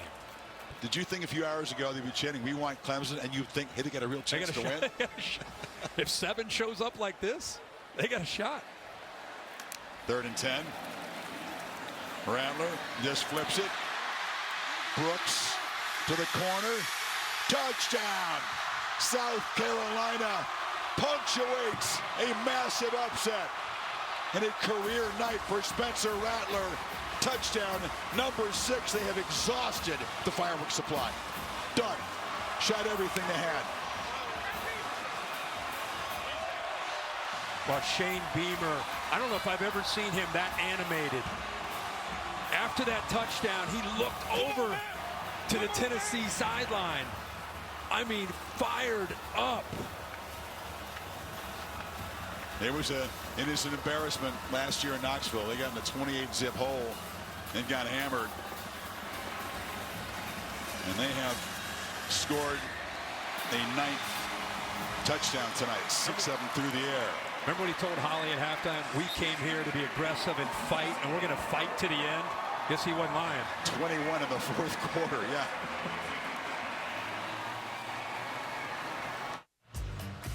What a night and really be, as they call it here. Goodyear providing aerial coverage, celebrating the challenge of road games everywhere. Are you ready for the road? Goodyear, more driven. All smiles for Spencer Rattler. USC record 6 touchdown passes. 30 of 37. There was a couple of drops in there, if you want to be real, for 438. He played 7 SEC games coming in here, Kurt. He had scored a total of 18 touchdowns. He had half that many tonight. 9 touchdowns against Tennessee. It's just one of those days in college football, punctuated tonight in Columbia, we South should have known. Carolina. We saw this afternoon. Yeah. We should have known. I tried to tell you it was going to happen. I tried to tell you. Well, Holiday, you know, I'll be honest, most of you watching this, when it was 35-31, Rattler's lead was cut down to 4. You thought Tennessee would come back and win. Not the way he was. No. I mean, Rattler's been the story tonight. He's had a lot of different weapons. Most notably, Wells has had a big night. How about the way Josh Fan stepped up? You know, a little bit of everything. With Juju McDowell out of the backfield, but this guy was in his zone. I mean, making throws like this. You know, at times almost looking like he was at a practice or just at a scrimmage. He was so comfortable and it just with ease out there and throwing the football with such accuracy. 30 of 37. Milton pulls it down and just uses that arm strength to launch it way downfield. Squirrel White got behind the defense, and he makes the catch down at the 11-yard line. There's the big arm. Wow. He threw that from his own 23-yard line to about the 15. Those ones you watch, so you can't believe what you're seeing, as that was heaved down there. 65, 68 yards in the air. Not bad. Milton stands in there and delivers a fastball to Tillman. And Frank wiping some tears out of his eyes. I mean, look, it's tough being a dad to a coach. And Shane grew up with Frank operating at Virginia Tech, knowing everything that goes into this profession, knowing how tough it is. It's so much easier for him to be a coach himself and go through these highs and lows, even though it's hard. But to watch your son, I mean, it's probably hard for Shane when he would watch his dad, but now you're watching your son. Milton over the hedge in the end zone. There's a couple of flags down back in the offensive pit area. You talked about Shane Beamer after that last South Carolina touchdown, looking across the field at the Tennessee sideline and showing a lot of aggression. It'll be interesting to see the handshake between he and Josh Heupel after this game. Number 58 on the offense. 10-yard penalty from the previous spot. Replay, second down. Concern is that Darius Rush, senior night, playing his last game. Williams-Brice is being looked at by the athletic training staff. This is good news as they help him up. He's a really impressive guy. We talked to him. Comes from a tiny high school, C.E. Murray High School. There were 74 in his graduating class. He's a third-generation Gamecock. This is his dream school. He's living his dream. And this is a tremendous, tremendous punctuation for all the seniors who've been through so much, as you pointed out. So many downs, a few ups, but to go out this way on senior night, incredible. Yeah, it is incredible. And then, you know, he's a part of the trio of corners with Dial and himself and Cam Smith. Gives them hope, you know, when they get into games like this. It'll be a good matchup next week with those Clemson receivers. It'll be a lot to come down from for this team. Yeah, it will. One good thing to get you back down is a rivalry game on the road. That one gets chippy, too. That one gets nasty. Does the Palmetto Bowl. Milton just spins it, but he's fired up, getting a chance to play, and that was about 10 feet over Tillman's head. 3rd and 20. Well, we hope that Hendon Hooker's okay. I mean, he went off very slowly. They were checking at his knee. He got Vanderbilt. Then there would be a wait until a postseason game. You presume a bowl game at this point. And we hope we have not seen the last of Hendon Hooker in a Tennessee uniform. We certainly hope an injury. There's nothing that will prevent him from playing in the postseason. Wow, there's Tillman going up. A free play and a touchdown. Yeah, went up over Dial. There was a flag, and he made a tremendous play over the corner there. Offside on the defense for 90. That penalty is declined. Result of the play, touchdown.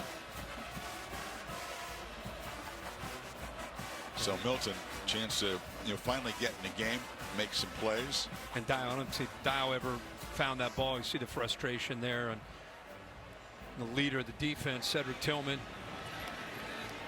Wasn't expected to play tonight. Actually played a big role. 9 catches for 81 yards and a couple of touchdowns. That will not do much to dampen the party here in Columbia. Students are ready to charge over that hedge in the left end zone. And the overrated chant going up.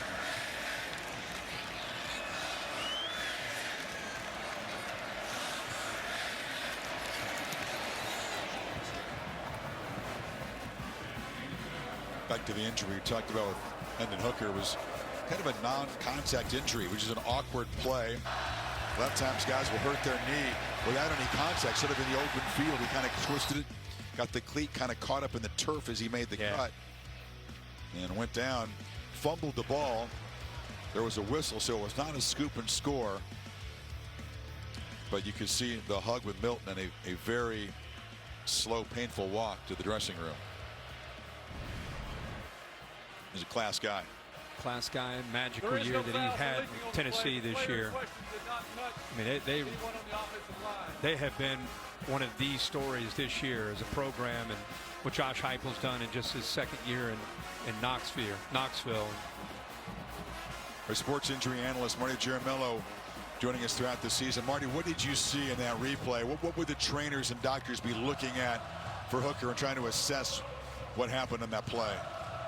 Yeah, we saw in the video that his left cleat got caught and his knee angled inwards, also known as a valgus stress.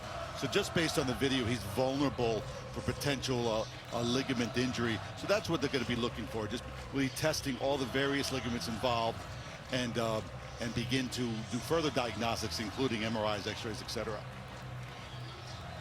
It's kind of thing if it's a strain and not a tear, do they begin to think about the rehab that takes weeks instead of months, potentially? That's correct. You know, obviously the goal is to have a minor injury and just a short amount of time off. But they'll know almost immediately, because the best time to evaluate these type of injuries are within the first hour of the actual injury. But the 70%, this is an interesting fact, 70% of all major knee injuries, which include ACL, are non-contact.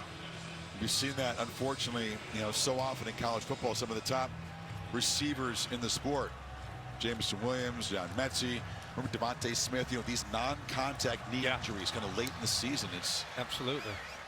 It's hard to watch. Well, as a player, you can't be thinking about it. You just go out there, you play, you compete, and you understand that's part of the game. Hopefully Hooker will be okay. We'll all be thinking about him, and this place is about to go crazy. If there's anything to stay tuned for, it will be the handshake at the end of the game here between the two head coaches. And then the field rush. I know I'm tuned in for that. I'm up here waiting, looking forward to that. And meanwhile, Spencer Rattler, you feel good for him. I mean, it was a tough situation in Oklahoma. It's kind of ironic that he and Caleb Williams kind of split. Each went to a different USC. Both are playing right now. Yeah. But Caleb Williams has gotten all the attention, all the heat. Rattler's been a disappointment. Till tonight. And even to himself, I think, until tonight. And he has, as Shane Beamer said, a chance to have a win like this. The all-time throwing night for a South Carolina quarterback with 6 touchdowns. If he followed this performance up with somehow winning next week in Death Valley, just that alone, he'll be remembered for this year, and this team will be remembered for this year. Of course, this gets them to 7 runs. They're already bowl eligible. You begin to start thinking about upgrading your bowl situation. Boy, is the playoff ranking show gonna be interesting. Home stretch we come 2 weeks to go. No, I mean, I don't need to be on it. I'm just excited to see what they come up with. This could be fun. Victory formation, and a night that Gamecock fans have waited a long time for and will savor forever.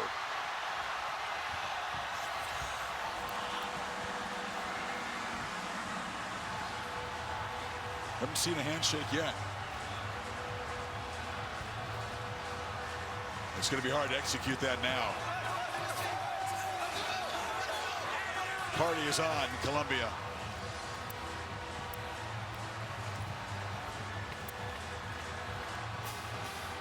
Heupel and Beamer do not come together. Josh just being escorted off of this field and away from this party. Spencer Rattler says, I'm keeping that football. I'm keeping that for life. He should. What a night. It's a night you dream about.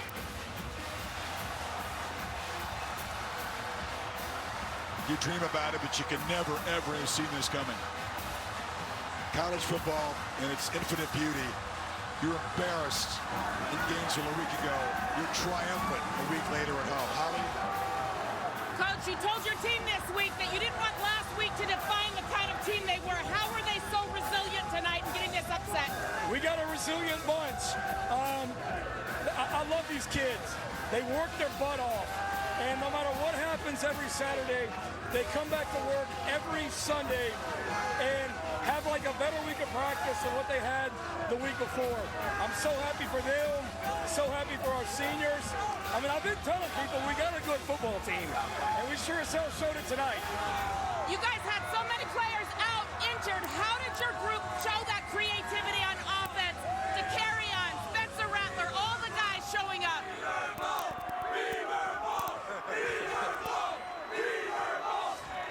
We got a tough bunch, and I love coaching them. We told them before the game, like, this game is about competition, and there's gonna be a bunch of one-on-one battles all over the field, and we got to win our share, and they did. Spencer Rattler, unbelievable. So happy for him, and I told Kirk and Chris yesterday, the last time I was in this stadium with them was when we beat Alabama when they were #1 in the country back in 2010. So y'all got to keep coming back, but this is what this place can be, and we're just getting started here at Carolina. Thank you so much, Coach. Thank you. Go Gamecocks. Let's go, Coach. Well-earned party. Our presence got nothing to do with it. Look at that. Look at that. You know, Shane said, Kirk, even in tough times, you got to always find some joy. You can't walk around expecting bad things to happen, which he feels they do a lot here. There's no curse on this program. He came out and said that this week. He believed this is possible, and more importantly, his players did too. We were talking earlier about it's a big night for South Carolina, but it's a landmark win for this program, and see what they're able to turn this into. They've got Clemson coming up next week. Just really happy for Marcus Satterfield and Spencer Rattler. I mean, everything that they've endured, the criticism that they've heard on the outside, and to be able to put a plan together like this against Tennessee, who is 5th in the country, and then go out and execute it flawlessly for 63 points. Again, that's what makes this sport what it is. Look at that scene. Wow. What a night in Columbia. Down go the Volunteers, 63-38. Unforgettable Gamecock victory. Bill Bonnell produced the game. Derek Mobley directed it. For Holly, Bill, and Marty, the Bear, Chris Felica, Kirk Herbstreit, Chris Fowler saying so long from Columbia. The Gamecocks have a win for the rocking chair.